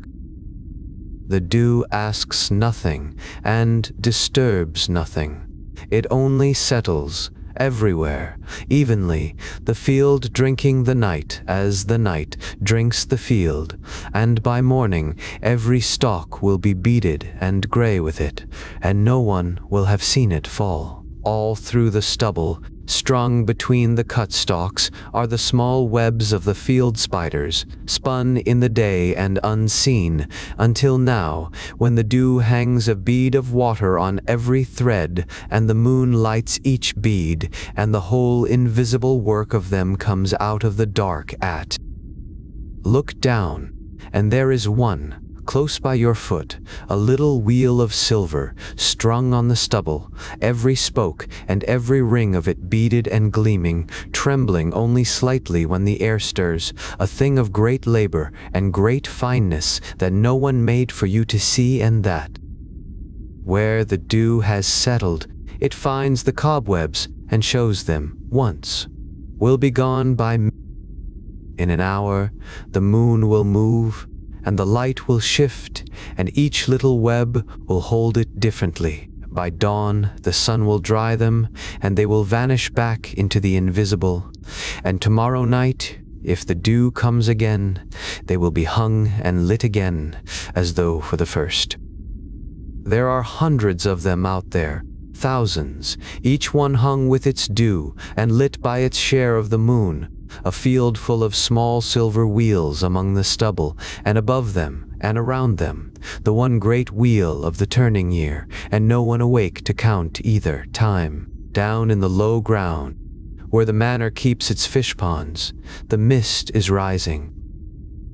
As the air cools, it can no longer hold the water it carried through the warm day, and the water lets go of it, breath by breath, so that over the still dark ponds a pale vapor lifts and gathers and begins to spread. It comes up off the water in slow coils at first, then thickens and lies, a low white blanket brimming the hollow, pale as milk under the moon, so that the ponds themselves are lost beneath it, and only the mist shows where the water lies. It does not rise high. It keeps to the low places, filling the dips and the ditch lines and the sunken ground, a soft flood of it lying along the bottom of the land while the higher stubble stands clear above. From the field's edge, you look down on it as on a pale lake that was not there at dusk, gathered out of the cooling air, still and slowly widening in the dark. And the mist does not stay only in the hollows. As the night deepens and the cold settles, it creeps outward from the low ground, feeling its way up the gentle rises, spilling along the furrows, laying its pale hand over more and more of the field. It moves the way water would move if water could move this slowly, finding the sunk furrow before the raised ridge, filling the troughs first so that, for a while, the ridges stand out of it like the pale backs of things half drowned, and then covering even those. Where it lies, the stubble goes soft and gray and loses its edges. The standing stooks become dim shapes, then dimmer, then only a darker gray in the gray. The far hedges disappear entirely. The field you could see clear across an hour ago is closing now, quietly, fold by fold, under a cool, pale ceiling, laid a few feet above the ground. Nothing drives it, and nothing hurries it. It only comes, and spreads, and softens the whole world down to a few dim yards, and then those few yards go too, and there is nothing left to see but the pale glow of the moon somewhere above, shining on the top of the mist, and no longer reaching the ground at all. Through all of this, there has been a sound, so steady you may have stopped hearing it, the dry stitching of the grasshoppers in the stubble. All the warm evening they kept it up, a fine papery churring rising from everywhere and nowhere across the field, thousands of tiny sawings blurred together into one continuous thread of sound, the very voice of the warm, dry stubble. It is a small sound and a patient one, going on and on without change, without meaning, without pause, part of the summer field the way the warmth is part of it. You do not listen to it so much as rest in it. It is the sound the silence is made of out here, the low even hum under which the whole night lies, and it has been thinning.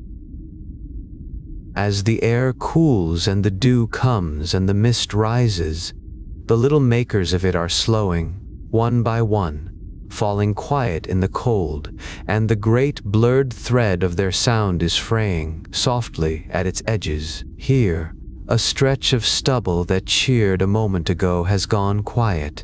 There another.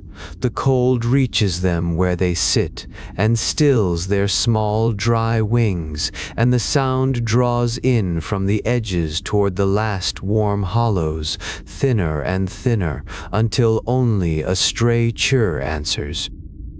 It goes out patch by patch, the grasshopper's song, like a field falling asleep before its people do. Here and there across the whole dark field, and then, for long moments, nothing at all. Into the quiet other small things move without sound, the bats, flickering along the black line of the hedge, turning and turning after the last of the night's insects, too quick and too soft to leave any noise behind them. A soft cheer may still come from somewhere in the hedge bottom, one late voice keeping on. But over the open field, the summer sound is nearly done for the night, thinning to silence a patch at a time, and the great quiet comes up behind it and fills the whole cooling dark. In the morning, when the sun warms the stubble again, the small dry voices will start up once more, one and then another and then all, but that is hours away yet, and for now they are letting go of the night, patch by quiet patch. Hours ago, while the light still held, the rooks and the jackdaws worked the fresh stubble in their noisy hundreds, walking and squabbling over the spilled grain, and then, as the dusk came on, they rose all together and streamed away across the reddening sky toward their roost. The birds have long since gone to their rest, in the high trees, calling as they went, and settled there, branch on branch, and fell quiet. Now the trees where they sleep are only a darker mass against the dark, silent, holding their black birds folded and still. No wing crosses the field. The swallows that gathered over the stubble these last evenings, massing on the roof ridges of the village before their long leaving, are quiet too, tucked away in the eaves and the reeds.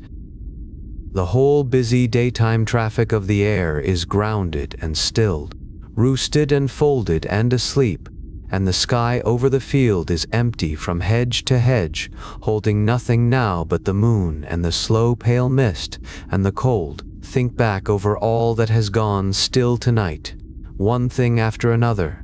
The people gone home to their supper and their sleep. The sheep drifted off to graze the far strips, the dew fallen and the cobwebs hung, the mist come up off the ponds and spread over the low ground.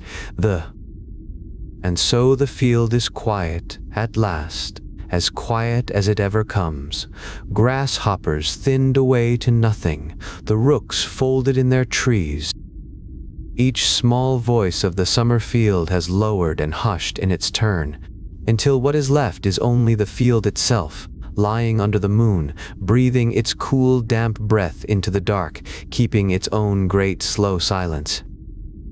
There is a wind, low along the ground, moving over the stubble with a sound so faint it is nearly no sound, a dry whisper through the cut stalks, coming and going, the field's own quiet breathing.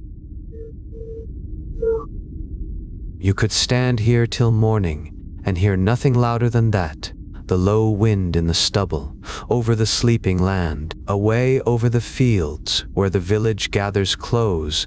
The tower of the church stands up dark against the last of the light.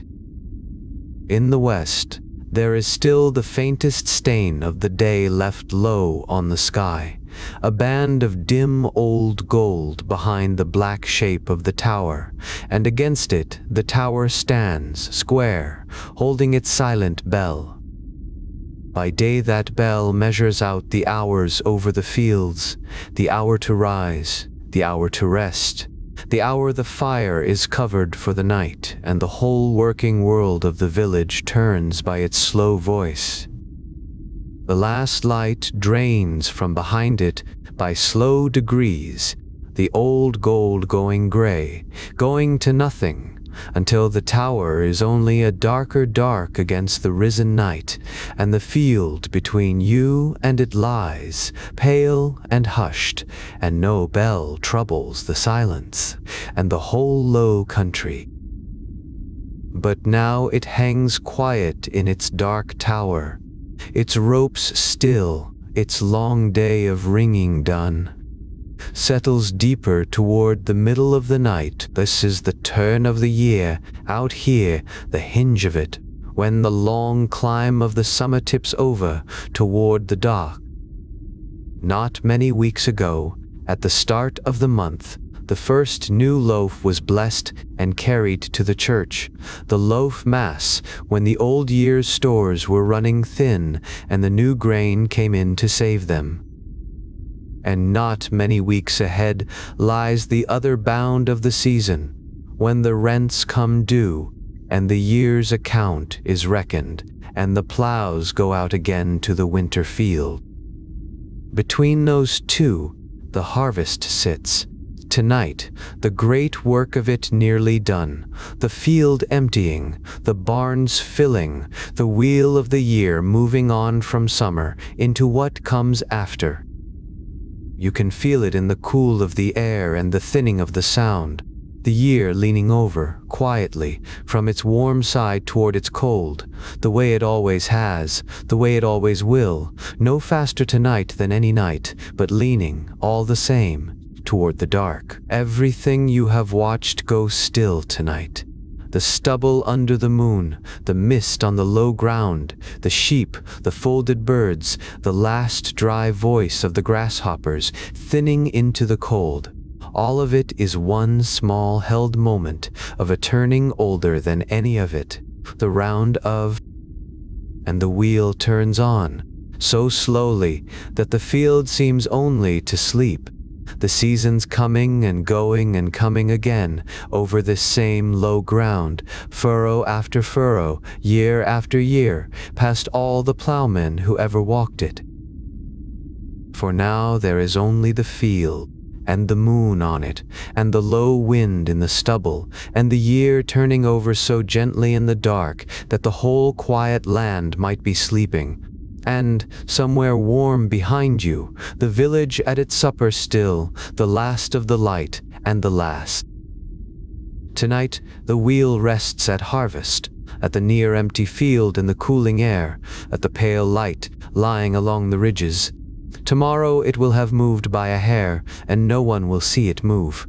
Of the day not yet quite gone, the last sheaves are up on the Wain, and the light is going the color of the grain itself. Out at the edge of the reaped field, where the stubble meets the headland, boards have been laid across trestles and benches drawn up, and the whole tired village is gathering to be fed. This is the boon, supper, the meal the Lord is bound by custom to set before the people who reaped his corn. You have worked since the light came up, bent double in the straw, and now, as it fails, there is a table at the field's edge with your name on none of it, and a place at it for everyone. The bread is the Lord's, and the cheese and the ale. The field you cleared today was his, and the supper that ends it is his too, and that is the whole shape of the bargain. Nobody is counting the cost too closely tonight.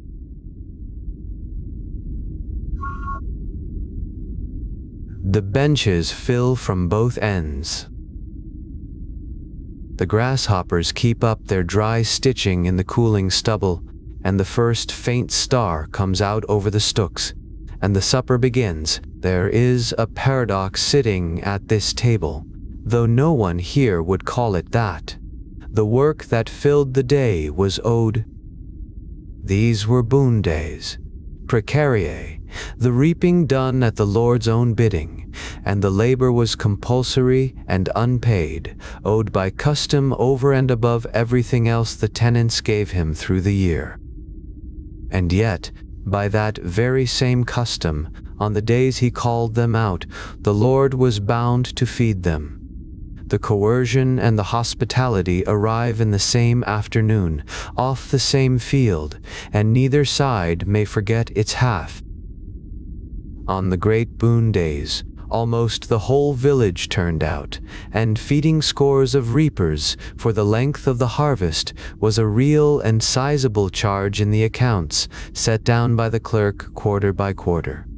So the supper is not a gift, exactly, and not a wage, exactly. It is the other side of the day's obligation, the half the Lord owes back. You reaped his corn because you must. He feeds you because he must, and out of the two halves tonight comes something that feels, for an hour, almost like a feast. Every reaper at this board knew there were two kinds of boon, and knew which kind this was. There was the wet boon, and the dry boon, and the difference was the ale. At a wet boon, the Lord's ale came out to the field, barrel and all. At a dry boon you worked the same hours for bread and cheese and a drink of water, and went home no merrier. The manors kept the two carefully apart in their cut. At Isleworth, the second boon's meal was set down as one taken without ale. At Greenford, of 6 such boon-days, 4 were reckoned dry. The wet boon was the one the workers wanted, and everyone knew when one was coming. Tonight, at the last and best boon of the whole harvest, the barrel has been rolled out to the headland. You can hear it, the hollow knock of the cask, the pull of the spigot, the ale running into cup after cup down the length of the bench. This is a wet boon, the wettest of the year, and the field has earned it sheaf by sheaf since the light came up. Start with the bread, because there is a loaf for every hand, and it is this year's. The grain that went into it was standing in the field a fortnight ago. Now it is cut, and threshed enough for the baking, and ground, and baked in the manor's own oven, and carried out warm to the table, bread from the very harvest these hands brought in. It is dark, mostly barley and rye, or the mixed grain they called maslin, heavy and close-crumbed, nothing like the pale wastell the Lord eats at his high table. But it is new, and there is enough of it, and after a summer of the old year's stores running thin and stale, it tastes of the year turning over. A loaf apiece was the plain arithmetic of the boon. At some manors, 13 reapers shared 3 loaves baked from a single bushel of grain, handed round at the noon rest. Break a piece off. It is still faintly warm in the middle. The whole table smells of it, new bread and dry straw, and the cooling earth beside the bread, the cheese. It comes in pale hunks, cut from a great wheel, hard and salt, and a little crumbling, the kind pressed and dried through the summer to keep, the plainest and oldest partner bread ever had. Cheese was the field worker's meat in this world, the fat and the savor of a diet that was otherwise mostly grain. A wedge of it with a piece of bread was dinner in the furrow, 100 days of the year. At the great boons it was set out by the cheese, not the slice. When one Huntingdonshire manor fed its harvesters in the year 1298, the reckoning that survives lists 7 whole cheeses among the food for the day, alongside the bread and the ale and the meat. Cheese counted by the round for a field full of hungry people. Take a piece with your bread. It is sharp against the sweetness of the new loaf, and salt on a tongue that has sweated all day in the straw. There is more where it came from tonight. No one is measuring the cheese too closely at the last boon of the year. Now the ale, which is the whole reason a wet boon is worth more than a dry one. It comes down the bench in whatever the household could muster. Turned wooden cups, horn beakers, a shared jug moving from hand to hand, poured out from the barrel at the table's end. It is not strong, this everyday ale. It is thin, a little sweet, a little sour, brewed to be drunk by the quart through a working day, and to sit light on a hard-used body. It was food as much as drink, a broth of grain that carried its own quiet warmth. Down the table, the cups go round and come back and go round again, and the talk loosens with them, and the aches of the day sink a little further under each pull. There is no toasting, no ceremony. The ale simply moves, cup after cup, the length of the board, while the light goes out of the sky behind the stooks. Drink slowly. It has been a long day in the straw, and the ale, tonight, is the Lord's, and it does not run out.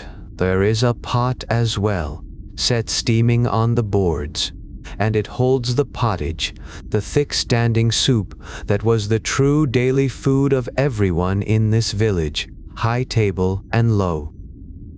Tonight's is made of what the fields between the corn strips gave, peas and beans, dried from last year and softened long over the fire, thickened with a handful of grain, greened with whatever pot herbs the garden held. A ladle of it goes into a bowl, or straight onto a thick slab of bread that soaks it up, and you eat it with a horn spoon or with the bread itself. It is plain, and it is hot, and after a day bent in the cooling field, the heat of it is its own comfort, going down. Pottage like this, simmered on every fire in the land, at the bottom of the year and the top of it, a harvester ate it in the field at noon and again at the boon, supper at dusk. It asks nothing of you but to be warm and to be enough, and tonight, ladled out freely at the field's edge, it is both, and then, at the best boon, the thing that set it above every other meal of the year, a little meat. Not much. This is not the groaning board of a later, richer century, when the harvest supper would sag under roasts. Around the year 1300, the harvest table is bread and cheese and pottage, honestly, and the meat is a small and shared thing. At one Middlesex manor, the custom set down a dish of meat or fish to the value of 3 halfpence, for every 2 men, a portion between a pair, shared off 1 plate. It might be a piece of salt bacon, a bit of boiled beef, a fish from the Lord's own ponds. It is the taste, more than the fill, that matters. A mouthful of meat was a rare thing in a working life, and here it comes twice. Blessed at the Lord's cost, at the end of the hardest fortnight of the year. Men lean over one dish and share it down to the plate. Nobody grumbles at the smallness of the portion. They ate better at this table tonight than at almost any other table of their whole year. On some manors, there was even a touch of something fine. At Esher, in the years around 1300, the reckoning of the harvest boon meal names mortrel among the dishes given to the field. Mortrel, a soft white food of the finest wastel bread, crumbled and soaked in milk, sometimes enriched, a smooth pale.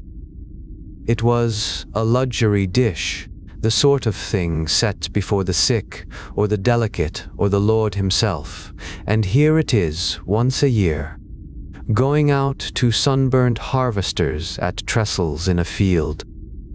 Think what that meant.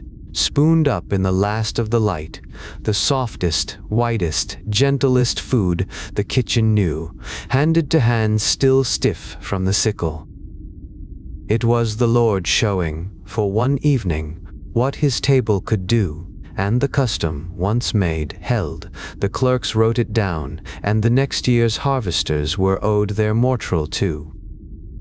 A small white kindness at the bottom of a wooden bowl, and the year's hardest work behind them, and the moon not yet up. Sit back a moment, and look down the length of the boards.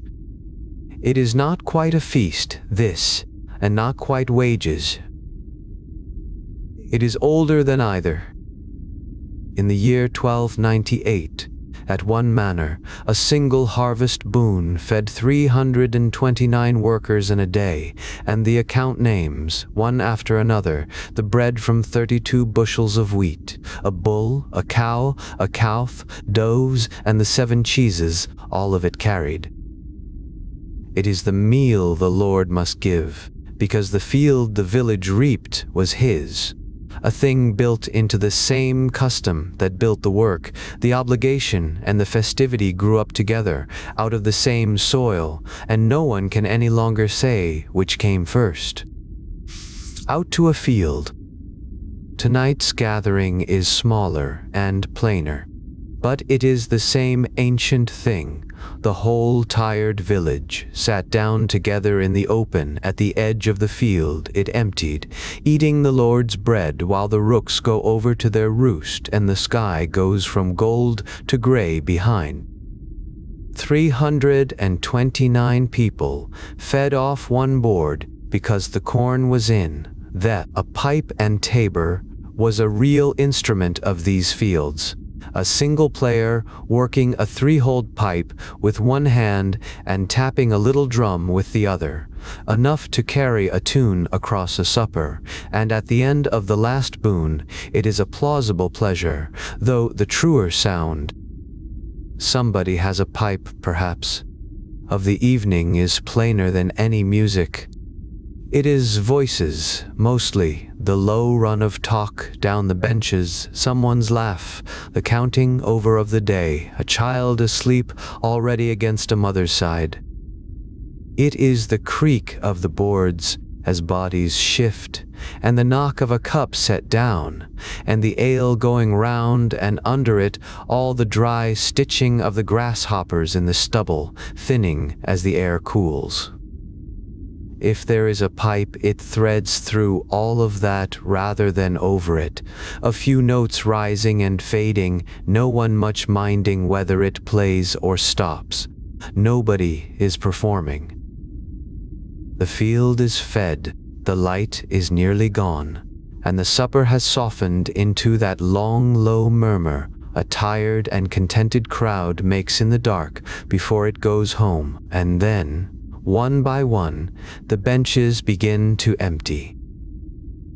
There is no signal for it, no last toast, no closing word. It is only that the light has gone, and the bowls are wiped out with the last of the bread. And a body that has reaped since dawn can sit upright just so long before the field and the bed start calling it home. Someone stands and stretches the ache out of a back and gathers up a sleeping child and is gone into the dark toward the village. Then another. Then a whole family together, a dark cluster moving off across the stubble. The talk thins as the bench thins. The ale is nearly down in the barrel. Out beyond the trestles, the moon has come up while no one watched, full and low and the color of the bread, and it lays a pale road across the cut field toward the houses. The supper does not end so much as loosen, and let go, and drain away into the night a family at a time, until the boards stand half empty in the moonlight with the crumbs still on them. Around this season of the year, the full moon rises just as the sun goes down, and rises again near sunset the next night, and the next several evenings running, so that for these few nights of the harvest, the countryside is never quite dark, and the last loads could be carried.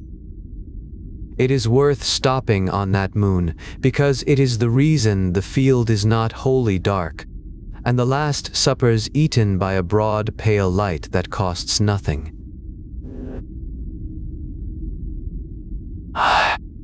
There is no name for it in any mouth here. It is simply the moon, doing at harvest what harvest needs. It stands now over the stubble, enormous and low and faintly gold as it clears the trees, and then smaller and whiter and colder as it climbs. By its light, you can see the whole reaped field, silver gray and bristling, the stooks that are left throwing long, soft shadows the other way from the ones the sun threw all day. Walk home will not need a light. The moon is light enough, and it will be there again tomorrow, and the villagers turn their faces toward the houses and start across the field. The way home is the way they came at first light, only turned around and gone cool. A track worn along the headland, between the reaped strips, down toward the dark huddle of the village and its church tower. A hedge on one side, breathing out the day's stored warmth, the stubble on the other, already giving its warmth back to the sky. Feet that have stood all day find the ground gladly. The families go in loose strings along the lane, not hurrying, the older ones behind, the tired children carried or half asleep on their feet, and their voices come low and blurred across the field, dropping away one by one as the lane takes them in. The dew is coming down now, the stubble is wet with it, and the air over the low ground by the fish ponds has gone to a thin white mist that the moon stands in. It smells of cut straw and cooling earth, and, from the village ahead, the first threads of wood smoke as the fires are banked for the night. There is nowhere to be now but home and bed and the same field again. Notice how the sound of the field changes as you cross it in the dark. All day it was sickles and voices and the creak of the loaded wain. Now it is almost nothing, the brush of feet through stubble, a word, the far-off bark of a village dog. And under that, thinning by the minute, the grasshoppers. They kept up their dry stitching all through the hot day and into the supper. But the insects fall quiet as the ground cools, and now the sound is going out of the field in patches, here and then here, like the stubble falling asleep before the people do.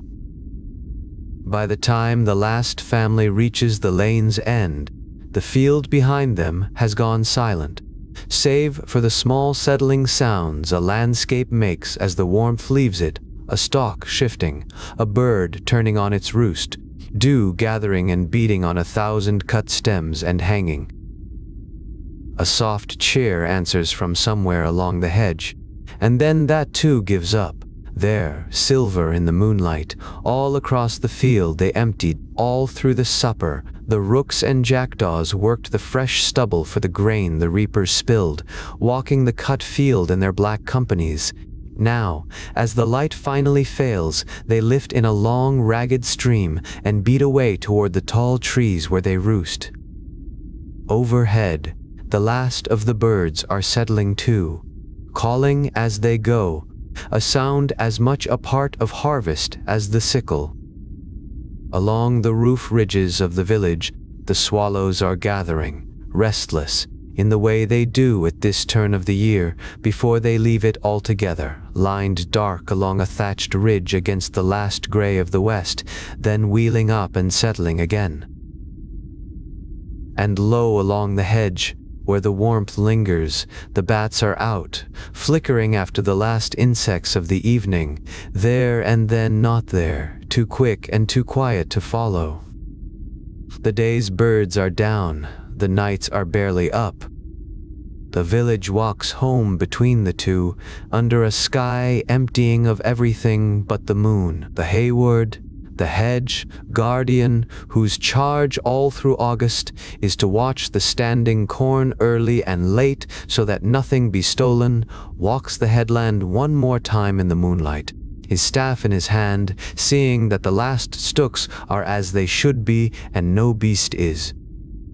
And the reeve, who is one of the villagers himself, chosen by them and serving often enough against his will, stands a while at the field's edge and looks over the day's work before he goes. For at Michaelmas, when the quarter day comes, it is he who must stand before the lords. 2 men are the last to leave the field, and it falls to them by their offices. Loose among them, clerk and answer, sheaf by sheaf and quarter by quarter, for everything this field gave. Some of the reapers carry their own small wages home across the stubble, for on many manors the custom, let a reaper keep the 20th sheaf, 1 sheaf in 20, wages you could bake into next week's bread. The 2 officers see the field empty, and the honest, tired crowd off it, and only then turn homeward themselves. Last of all, under the climbing moon, a woman like Cecilia Pennefather, who lived in these very years a few counties south, at Brigstock, a single woman who never married, who held her own scraps of land and worked as a day laborer at the harvest for her wage, who lived through hard years and lean ones and died in.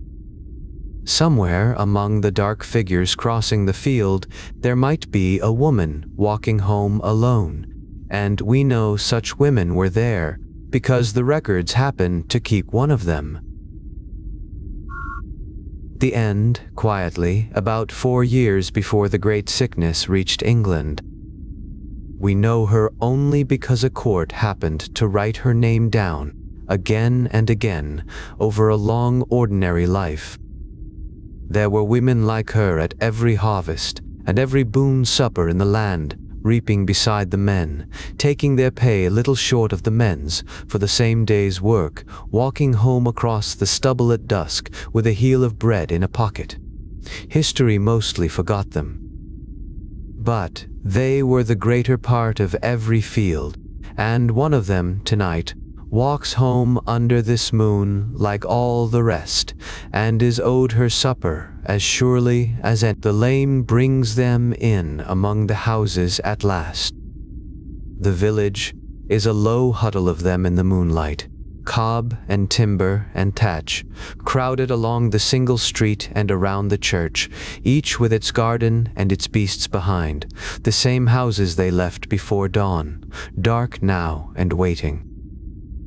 There is no grand order to the homecoming. A door is pushed open on a black interior.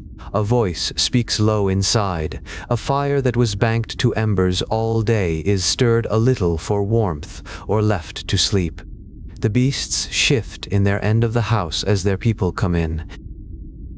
Children are put down where they will sleep, half undressed, already gone. Nobody sits up. There is nothing left of the day that needs doing, and a body that reaped from dawn to dusk, and then ate its fill at the boon, has just one thing left in it, and the houses take the villagers in one by one, and fold the dark over them. Up and down the street, the small sounds of a village going to bed, a bar drop, a dog turned out, a last word, and then quiet. There is one last care in every house before it sleeps, and it is the fire. In a village built of timber and thatch and dry summer straw, a live flame left to itself in the night is the one thing that can take the whole street, and everyone knows it in the bone.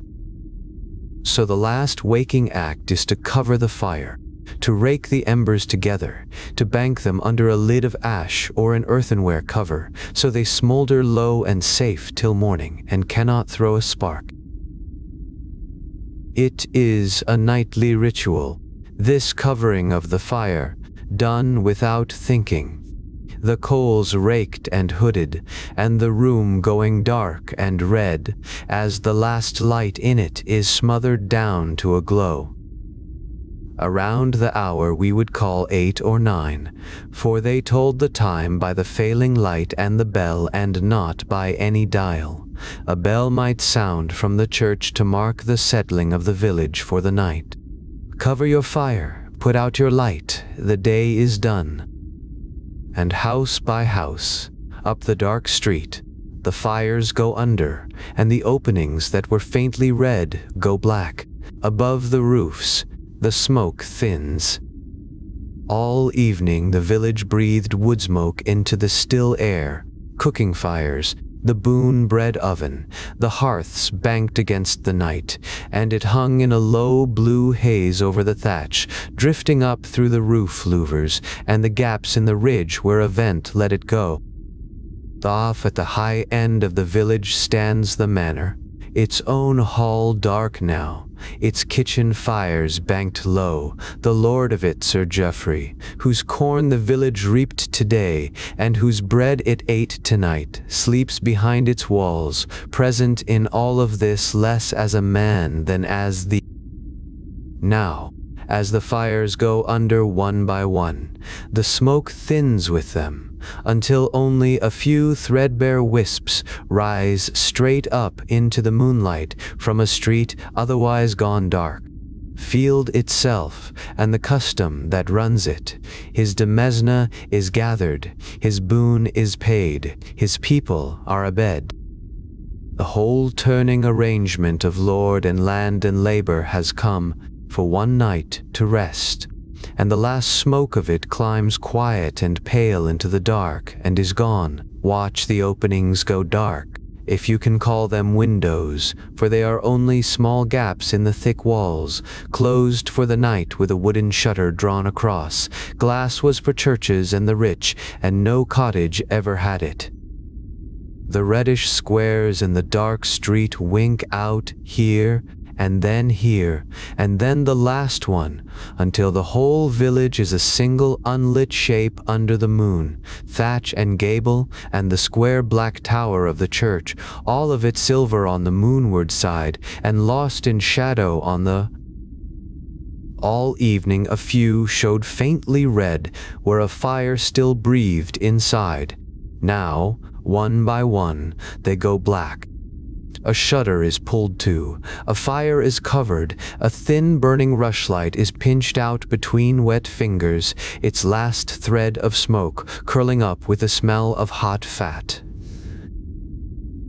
There is no light left burning anywhere in it that the moon did not put there.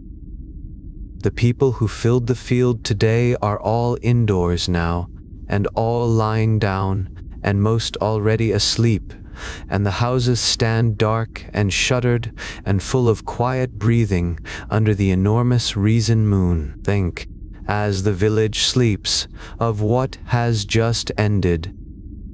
Not the day only, but the fortnight, the hardest, longest, most anxious stretch of the whole year, when the ripe corn stands in the field, one dry spell away from ruin, and the entire village bends its back from first light to last against the weather and the failing of the light.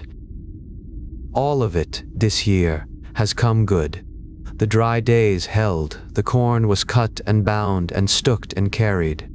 The barn is filling, and tonight the people who did it were sat down together at the field's edge and fed well, once, at someone else's cost, under the open sky. That is the whole meaning of the boon supper, and it is enough. Bone-tired people, fed and watered and easy, walking home across a field they finished, to beds they have earned, in a year that did not fail them. There is no triumph in it, and no drama, only the deep, plain, uncelebrated relief of a hard thing done and done in time. The village sleeps the particular sleep of that relief, and the moon keeps the field it left behind. Out on the emptied field, the night takes over. Where a strip has been fully carried, its law has already changed. The fallen stubble is common ground now, opened to the beasts, and by morning, or even now, pale in the moonlight, sheep will have drifted onto it to work over the cut ground for what the harvest left. A few of them are out there already, ghost gray shapes moving slow across the silver field, cropping the stubble, their small sounds carrying in the still air. The stooks that are not yet carried stand in their rows, throwing moon shadows, waiting for the wains to come again tomorrow. The dew thickens, the mist stands white over the low ground, the last grasshopper has long since fallen silent. The field that was loud with work all day lies utterly quiet, tended now only by the moon and the drifting sheep, and, somewhere over toward the barns, an owl about its own night's business. Nothing is happening out here, goldenly, and nothing needs to. The field has given up its year, and rests, and so it all comes to rest together, field and village, lord and laborer, the fed and the feeders, under one moon, on one fair night at the turning of the year. The trestles stand empty at the field's edge with the crumbs going damp on them. They will be carried in tomorrow. In the houses, the fires are hooded, the shutters drawn, the sleepers down. In the field, the stooks wait, and the sheep graze, and the dew comes down, and over all of it the moon rides high and small and white now, well up its arc, laying its cold light evenly over the reaped. The barrel is dry, the benches are cold, the lane that carried the whole village home lies pale and empty between the dark strips, ground and the thatched roofs and the square tower of the church. The great shared labor of the day has dispersed into 100 separate sleeps. There is nothing left awake in the whole valley but the moon and the sheep, and the slow settling of the land as the last of the day's warmth leaves it for the sky. Let the evening go the way the villagers did, loosely, without ceremony, a little at a time. The supper is over, the walk is walked, the doors are shut. What was a field full of people at dusk is a field full of moonlight now, and the people are scattered into the dark houses, breathing slow, letting the long day sink away beneath them exactly as you are letting it sink beneath you. There is nothing more to watch here tonight. The field is emptied and the table is cleared, and the year's great gathering.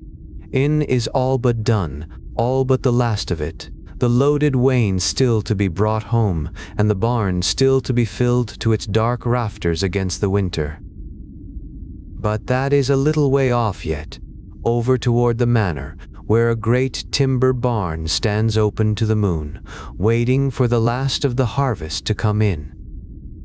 The village sleeps, and the moon keeps watch over the stubble, and slowly, quietly, without our marking the moment, the night carries us on toward the barn, and the filling of it, and the deep, still dark inside. Out on the track between the shorn strips, the final wane of the evening comes on at a walk. Heaped higher than a man with the day's sheaves, 3 horses in file leaning into the load, and a full moon low behind it, the same moon that rose as the sun went down, and will rise. The last of the day's work is a cart coming home in the dark, near sunset again tomorrow, so that for these few nights the fields are never wholly dark. There is light enough by it to see the pale road, the black hedge, the great bulk of the barn ahead. The wain sways as it comes, top-heavy and slow, its timbers creaking under the weight of the grain. A man walks at the horses' heads, another steadies the load from behind. The wheels grind slow in the dry ruts, and a fine chaff sifts off the top of the load with every sway of it. No one hurries. The day is nearly done, and this is the last of it. One more load carried in before the dew turns heavy, brought home under the risen moon, the way the whole long harvest has been brought home, sheaf by sheaf, cart by cart, into the dark mouth of the barn. The barn stands at the edge of the yard, the largest thing the village owns, and by moonlight it is mostly shadow, a long, steep-roofed shape of black timber and pale thatch, its frame of great oak crux rising into the dark. The English called such a building a bere, Aaron, a barley house, the grain house, and every full harvest is measured against how much of it can be filled. This one is no monastery's work of dressed stone, the kind that still stands like a church in some counties. It is a manor barn, timber, framed and thatched, built by the same hands that built the hall, and it will need patching before another winter. Barns like it have stood in yards, like this one, rebuilt and rethatched down the years for longer than any grandfather here could reckon. At its center, facing the yard, stand 2 tall doors, thrown wide now for the last cart, and directly opposite them, on the far side, another pair the same.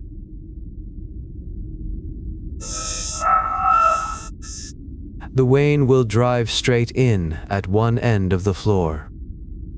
The moon lays a little pale light across the threshold and loses itself in the blackness within, where the day's carrying is already stacked high and waiting, and the last load now comes to join it.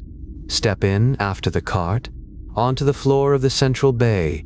This is the threshing floor, a stretch of beaten earth swept hard and clean, and it is the working heart of the barn, kept open between the 2 great doors while the dark side bays fill with grain. It is kept smooth and swept the year round, for on this same floor, come the cold, the grain will be beaten out and cleaned. Those opposing doors are the cleverness of the place, and they do 2 things at once, neither of them more important than the other. They are wide and tall, so a loaded wain can drive straight in at one side, turn out its cargo, and pass on out the other without ever backing. That is the day's use, and it is the use tonight. But stand both of them open on a breezy winter's day, with the grain spread on the floor between, and the through draft that pours across from door to door will do the other work. It lifts the light chaff and lets the heavy grain fall, and the barn winnows what it stores. Tonight, the doors are open only for the cart, but they were set facing each other all those years ago, for the wind as much as for the wheels. The unloading is quiet, practiced work. A man climbs the load, and from the top of it he pitches the sheaves down and across with a long two-tined pitchfork, one after another, into the waiting dark of the side bay. Below, another catches and lays them. There is a rhythm to it that has nothing of hurry.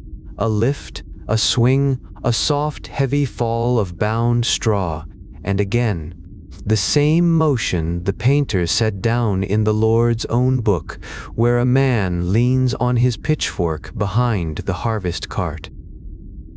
By moonlight, and the little that leaks in from the yard, the two of them are barely more than moving shapes, homespun wool dark against the pale straw, faces lost in shadow. The sheaves come off the wain in their dozens, each one tied that morning or the day before with a band of its own twisted straw, and each is handled with a certain care, for a sheaf dropped and broken is grain on the floor and grain underfoot. Load by load through the long evening, the wains have given up their sheaves like this, and now the last of them comes down, forklift by forklift, into the dark. The sheaves go up whole. Nothing is beaten out tonight. The grain stays locked in the ear, and the bound sheaves are stacked unthreshed into the side, packed close and built up course by course toward the rafters. They are laid with the ears turned inward, into the heart of the stack, and the cut butt ends outward, so that the precious heads are buried away from the damp and the light and the small teeth of vermin, and only the hard straw shows to the open floor. A well-built stack is a kind of craft. It must shed any wet that finds the roof, stand square without slumping, and let a little air move through it so the grain does not heat. The men who build it have built it every year of their lives, and their hands know without looking how a sheaf should sit. Up and up it goes, the pale mass of it climbing into the dark under the thatch until it is lost among the beams. By the time the barn is full, a whole field stands inside it, stood on end and stacked to the roof.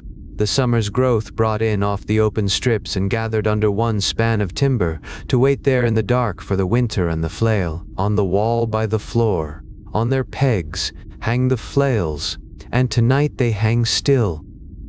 All through the wet short days to come, someone will stand on this floor and swing it, hour upon hour, threshing out the stored sheaves, a little at a time as the grain is wanted. A practiced man might beat out roughly 7 bushels of wheat in a winter's day, and there are weeks. A flail is a plain, heavy tool, a stout handstaff, and swinging from the end of it on a loop of leather, a shorter, weightier stick, the swingle, that comes down flat on the spread sheaves to beat the grain loose from the husk. It is the sound of winter, not of harvest. Of such days packed into these stacks. It is patient, wearing work, the very opposite of the day's hard rush to beat the weather. But that is all ahead. Tonight, the barn only fills. Nothing is threshed, nothing winnowed. The flails keep their pegs, and the floor stays swept and bare. The whole labor of turning these sheaves into meal is saved up, like the sheaves themselves, for the cold months. A winter's worth of work hung quiet on the wall, waiting on the same nights the grain will feed. Somewhere by the door, a tally is being kept, for nothing comes into this barn unremembered. Grain in this country is reckoned in bushels, and 8 bushels make a quarter, and the harvest is counted in these, but here, tonight, it is counted first in sheaves, load by load and stack by stack, against a running score. A man stands at the edge of the floor with a stub of tallow candle in a shallow clay dish for the last of the counting, and he watches the sheaves go by and keeps the number. This is the reeve's business or his man's. The office is no honor anyone seeks. It is a weight laid on a careful man by his neighbors, and carried until they choose another. The reeve is one of the villagers himself, chosen by the village and often serving against his will, and yet from harvest to Michaelmas, it is he who must answer to the Lord for every quarter of grain this barn takes in.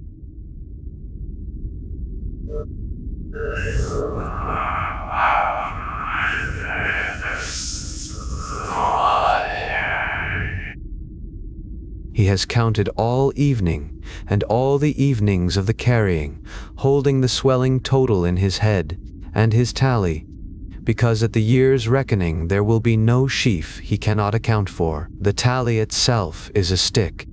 It is one of the oldest and cleverest ways of keeping account that anyone ever found. And it needs no letters at all, which suits a man who very likely cannot read. A rod of hazel or willow is notched across, a cut for each measure counted, small nicks and larger ones for the tens and the scores, and then the notched stick is split down its length, straight through every notch, so that the two halves each carry the very same row of cuts. One half stays with the reeve, the other with the party he answers to, and neither can be altered without the other showing it. Add a notch to one and the halves no longer match. It is a contract that cannot lie, cut in wood. Neither half is worth anything without the other, and so each party guards its own, the reeve his and the Lord's man his. By the candle's small light, the fresh notches show pale against the darker rind of the stick. Every one of them is a measure of grain that this barn now holds, set down in a language of cuts that will still be legible, and still be honest, long after the men who made them have forgotten the count. That will be done later, and elsewhere, and in Latin. A clerk will sit with the reeve's notched tallies and his spoken reckoning, and draw the whole year up into a formal roll, the computus, the manor's audited account of everything sown and reaped and spent for the reeve. The stick is the reeve's account, but it is not the account that will be written down. Himself, in all likelihood, cannot write a word of it.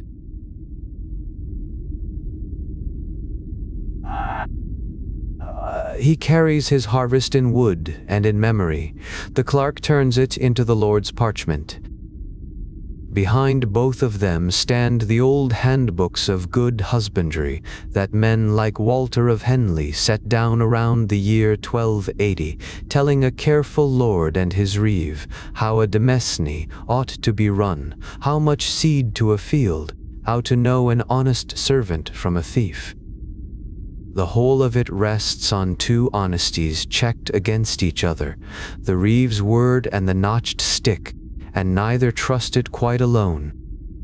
At Michaelmas, the 29th of September, the reckoning falls due, and the reeve must stand before the Lord's clerk and answer for it all, quarter by quarter. That night is weeks off yet. Tonight there is only the count, growing notch by notch in the dark. Not every sheaf that this field grew is in this barn, and never was going to be. Before the grain came home at all, one sheaf in every 10 was counted off where it lay and set apart, the tithe, the church's 10th, owed on everything the ground brought forth. It goes to its own keeping, carted to the parson's barn, or the great barn of whatever house holds the living, gathered in under the same moon into a store that is not the village's own. The 10th is an old due, rendered to the church as far back as any law these fields remember. A reaper watches his own day's labor divided 3 ways before it is his.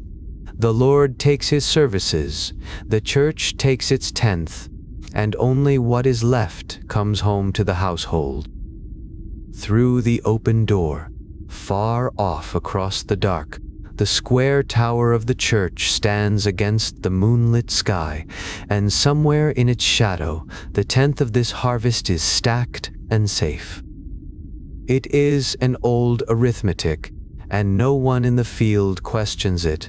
The 10th is simply gone before the counting of one's own begins, the way it has gone every harvest anyone can remember. It is worth standing a moment over how little all this grain really is, for a full barn is not the same as a rich one. The land is not generous here. A grain of seed put into these fields returns, in a fair year, perhaps 3 grains, or 4, a yield so thin that a modern farmer would think the ground had failed, though to these people it is simply what wheat does. From those 3 or 4 grains must come everything, the tithe already gone, the rent still owing, the bread for a whole household for a whole year, and, before any of it, next year's seed, put back before a mouthful is eaten. The great stacks climbing into the dark look like plenty, and against a hungry spring, they are a real and quiet comfort, but they are not wealth. They are survival, carefully counted, with almost nothing to spare. A good year leaves a little ease, a lean one leaves none, and no one here counts on more than the coming year will need.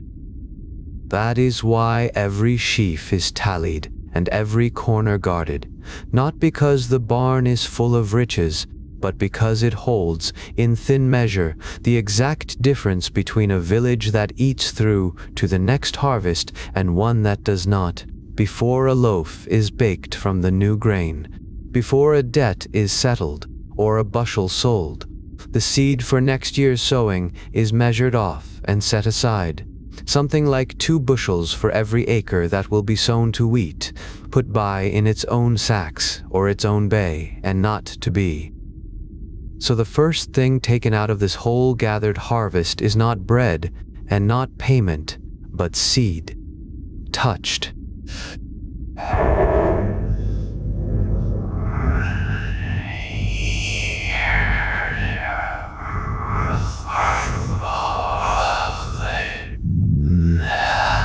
It is the one part of the harvest that must never be eaten. Breen, the winter grows, for to eat the seed is to have no field at all come spring. The men who built these stacks know this in their bones, and the reeve counts the seed apart before he counts anything else. It stands there now in the dark of the barn, this year's grain held back to become next year's crop. The same wheat out of the same strips, going back into the same ground when the plowing comes round again. Of everything carried home tonight, it is the quietest portion, and in a way the most important, the part of this harvest that belongs already to the next. A full barn draws more than men to it. Where there is grain there are mice, and rats come in out of the cold fields to the richest store for miles, and against them the barn keeps a hunter of its own. Somewhere low in the straw, half seen, a cat is at work, not a pet exactly, but a kept and useful creature, lean and quiet, earning its place by the one thing it does. It moves through the dark bays on business of its own, sitting motionless a long while at the foot of a stack where the straw stirs, then gone again. No one feeds it much. A barn cat is meant to be a little hungry, for a fed cat does not hunt. By first light, it will have thinned the night's mice by a good few, and be curled asleep somewhere warm among the sheaves. By moonlight, its eyes catch the pale light for an instant and give it back, 2 small coins of green, before it turns its head, and the light is gone. The barn, and the night, and the mice are its whole domain, and it goes about them, as it has gone about 100 nights before, lean and silent, earning the straw it lies in. Higher up, where the stacks lose themselves among the beams, the barn has a second hunter, and this one comes and goes on its own wings. A barn owl works the rafters and the yard by night, pale as a moth against the dark timber, drifting in through the open door or a gap under the eaves, for no one built it a way in. It simply found one, as barn owls always have, and made the high dark of the roof its own. It sits now on a tie beam far overhead, a soft upright shape you would take for a knot of pale wood until it turns its head. From up there, it watches the floor and the bays and the black yard beyond with an eye made for exactly this much light, and every little while it lets go of the beam and floats down the length of the barn without a sound, and floats back. Between the cat below in the straw and the owl above in the beams, the mice that came for the grain are hunted from 2 sides, a small and silent war over the year's bread that goes on above and below the sleeping barn until morning. Grain stacked even a little wet will heat in the middle of the stack, and heat brings mold. And a stack that molds is a stack half lost, which is why the sheaves were left days in the field to dry, why they are built loose enough to breathe, why a good barn is raised sound, and all its hunters, the barn's real enemies, are quieter than mice, and there are 2 of them. The slow one is damp, kept whole in its thatch. A barn packed to the beams with dry straw and grain is one great tinder heap, and a single careless flame in it would be the year's whole bread gone between one breath and the next, so no loose light is ever carried in among the stacks, and the small candle by the door is. A careful man pushes his bare arm deep into a stack, now and again through the winter, feeling for the warmth that means the grain has begun to turn. The fast enemy is fire, shielded and watched, and soon put out. Between the slow damp and the quick fire, the barn holds its narrow safety, dark and dry and cold, and the grain sits still inside it through the night, neither heating nor burning, only waiting. And there is one more guard on the grain, older than the cat and the owl and stranger than either. At the very start of the harvest month, on the first day of August, a loaf was baked from the first ripe grain and carried to the church to be blessed. The loaf mass, Lamas, the old name for the day the new bread comes in as the last year's stores run down. Some said that a piece of that blessed loaf had a power in it, and an old book of charms advised taking 4 pieces of the hallowed bread and crumbling one into each of the 4 corners of the barn to keep safe the grain that would be gathered there. Whether anyone in this barn has done it, you cannot know, but it is easy to believe that in one dark corner or another, a few crumbs of blessed bread lie scattered on the sill, put there quietly by someone who saw no harm in it and some small good. The grain has its hunters and its dry walls and its counted tallies, and in the corners, perhaps, a crumb of llama's bread set there in the dark to bless the year's store. With the last cart out and the last sheaf up, the great doors are drawn shut. It takes 2 to swing each tall leaf home, the old timber heavy on its iron, and a bar is dropped across the inside into its brackets, closing the barn as firmly as the hall was closed hours ago. The winnowing draught is stopped, The moonlight is shut out. The grain is left to itself in the pitch dark, with the cat somewhere in the straw, and the owl somewhere in the beams, and the crumbs, perhaps, in the corners. There is a plain finality in the sound of that bar going down, the year's harvest closed up behind oak and iron, safe as the village can make it. No one will sleep out here beside it. That is a thing from stories, not from life. These, the men who filled this barn, are walking home now to their own beds, tired to the bone, and the barn needs no guard but its lock and its hunters and its dark. The doors are barred, the grain is in, and the barn settles into the long night as quiet and shut as everything else the village has put away. Come out of the yard, then, and look at the village the barn belongs to. It is dark now, every house of it, strung along its single lane between the fields, low houses of timber and mud and thatch, their shutters drawn against the night air, no light showing at any of them. Inside, on beds of straw, and under whatever they own to cover them, the whole working village lies asleep, the reapers and binders and cartmen, the women who bound sheaves all day beside the men, the children who ran drink to the field and chased the rooks off the stubble. Every back in the village aches tonight, and every one of them is indoors.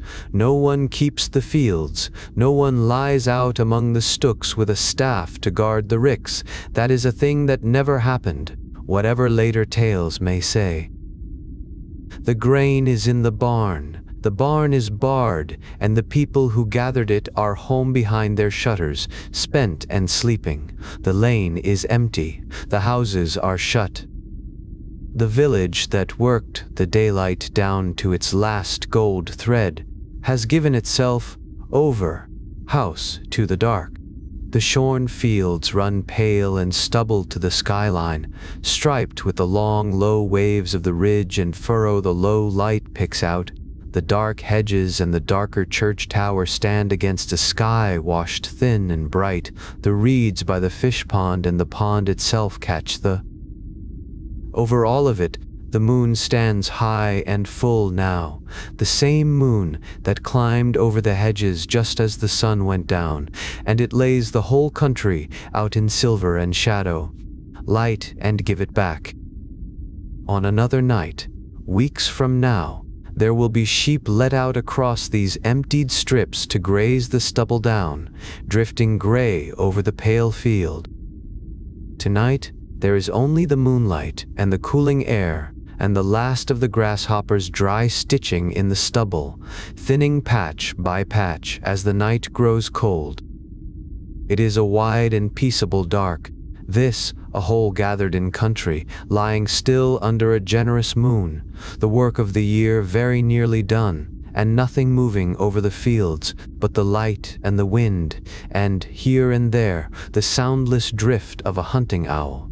All the long labor of the year has come down to this one full building at the edge of a sleeping village, the plowing back in the cold of spring, the sowing, the green blade, the slow ripening through the long days, the cutting and the binding and the carrying every step of. And in the middle of that stillness stands the barn, full at last, dark and shut under the moon. Think of what is inside it now, a whole summer's growing, cut and carried and stacked to the rafters. A field's worth of grain stood on end in the dark. It ending here, in sheaves packed to the beams behind a barred door. The village calls it, simply, the harvest inn, and it is the turn of the whole year, the hinge on which the seasons swing from growing to keeping. What was a green field in June is a full barn in August, and the difference between them is the whole of everyone's work. The barn stands full of the year, gathered and safe. And down inside that gathered year, counted apart before all the rest, sleeps the small portion that belongs to the year that has not yet begun. Here is the quiet thing to carry down into sleep. Under that one thatched roof lie 2 harvests, not one. And lying apart from it, in its own sacks, counted off before anything else was counted, there is next year's field, the seed held back, the same wheat that will go into the ground when the plowing comes round, and rise green and ripen, and be cut and carried into this same. There is this year's bread, the grain that will be ground and baked and eaten through the coming winter and spring, the loaves and the pottage of every day until the fields are gold again. Dark barn, a full year from tonight. A season's bread and a season's seed, side by side in the dark. The one will be spent, loaf by loaf, until it is gone by midsummer. The other will be spared, whatever the winter asks, and given back to the earth. Long before the next harvest, the bread will run low, in the hungry weeks when the new crop stands green and not yet ripe.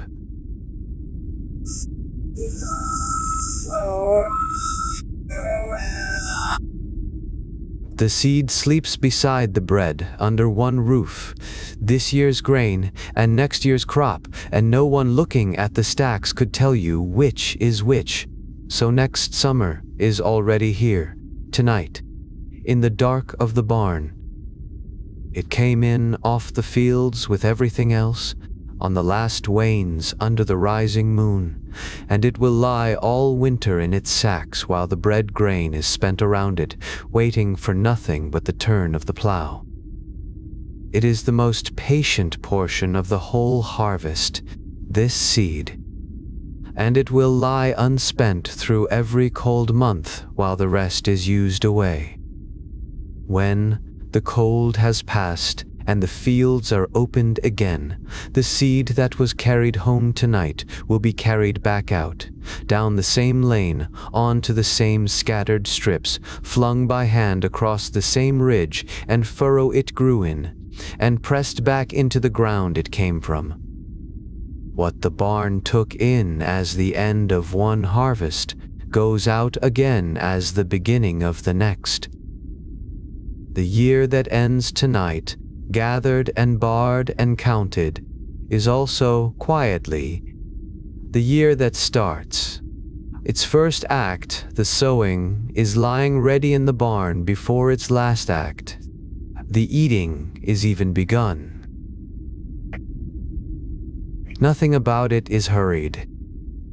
The seed will lie in the dark as long as the dark lasts, and go out to the field again with the spring, and not before. This is why the harvest is not really an ending, though it feels like one tonight. The year does not stop here. It folds over. Think how a plowman works a field. He drives one furrow the length of the strip, and at the headland he does not stop, but turns the team and comes back the other way, laying the next furrow hard against the last, up and down, over and over, until the field is done. The year turns like that at harvest. It reaches the far headland of itself, the barn full, the fields bare, and instead of ending, it turns and starts back. Within a few weeks of this night, around Michaelmas, the plows will be out on these very stubbles again, opening the ground for the winter sowing, and the seed lying in the barn tonight will go down into the furrows they cut. Harvest is not the close of the year so much as the fold in it, the place where the year doubles back on itself and the end and the beginning are laid side by side. The furrow turns at the headland, the year turns at the barn, and neither of them truly stops. So let the night have the rest of itself.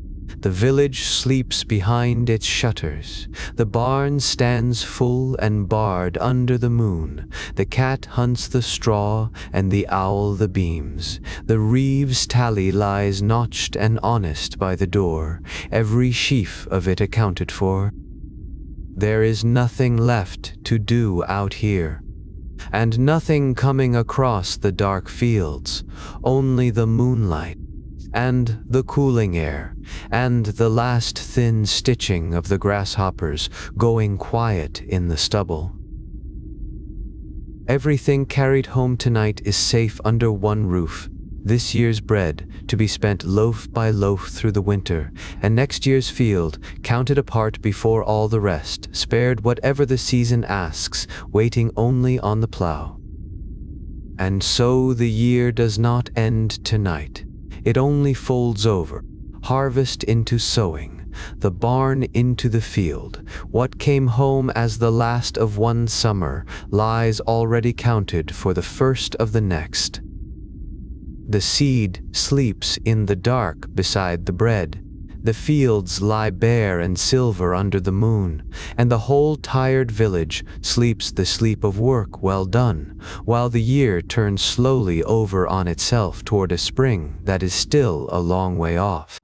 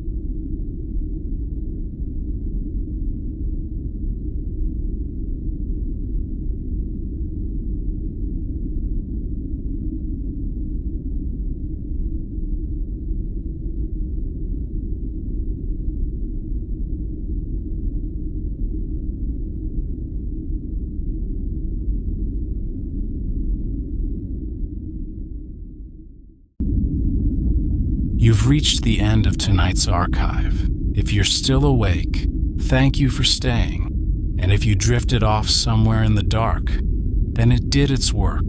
Rest now. The next chapter will be here when you are. Sleep well. This has been Archive Whispers.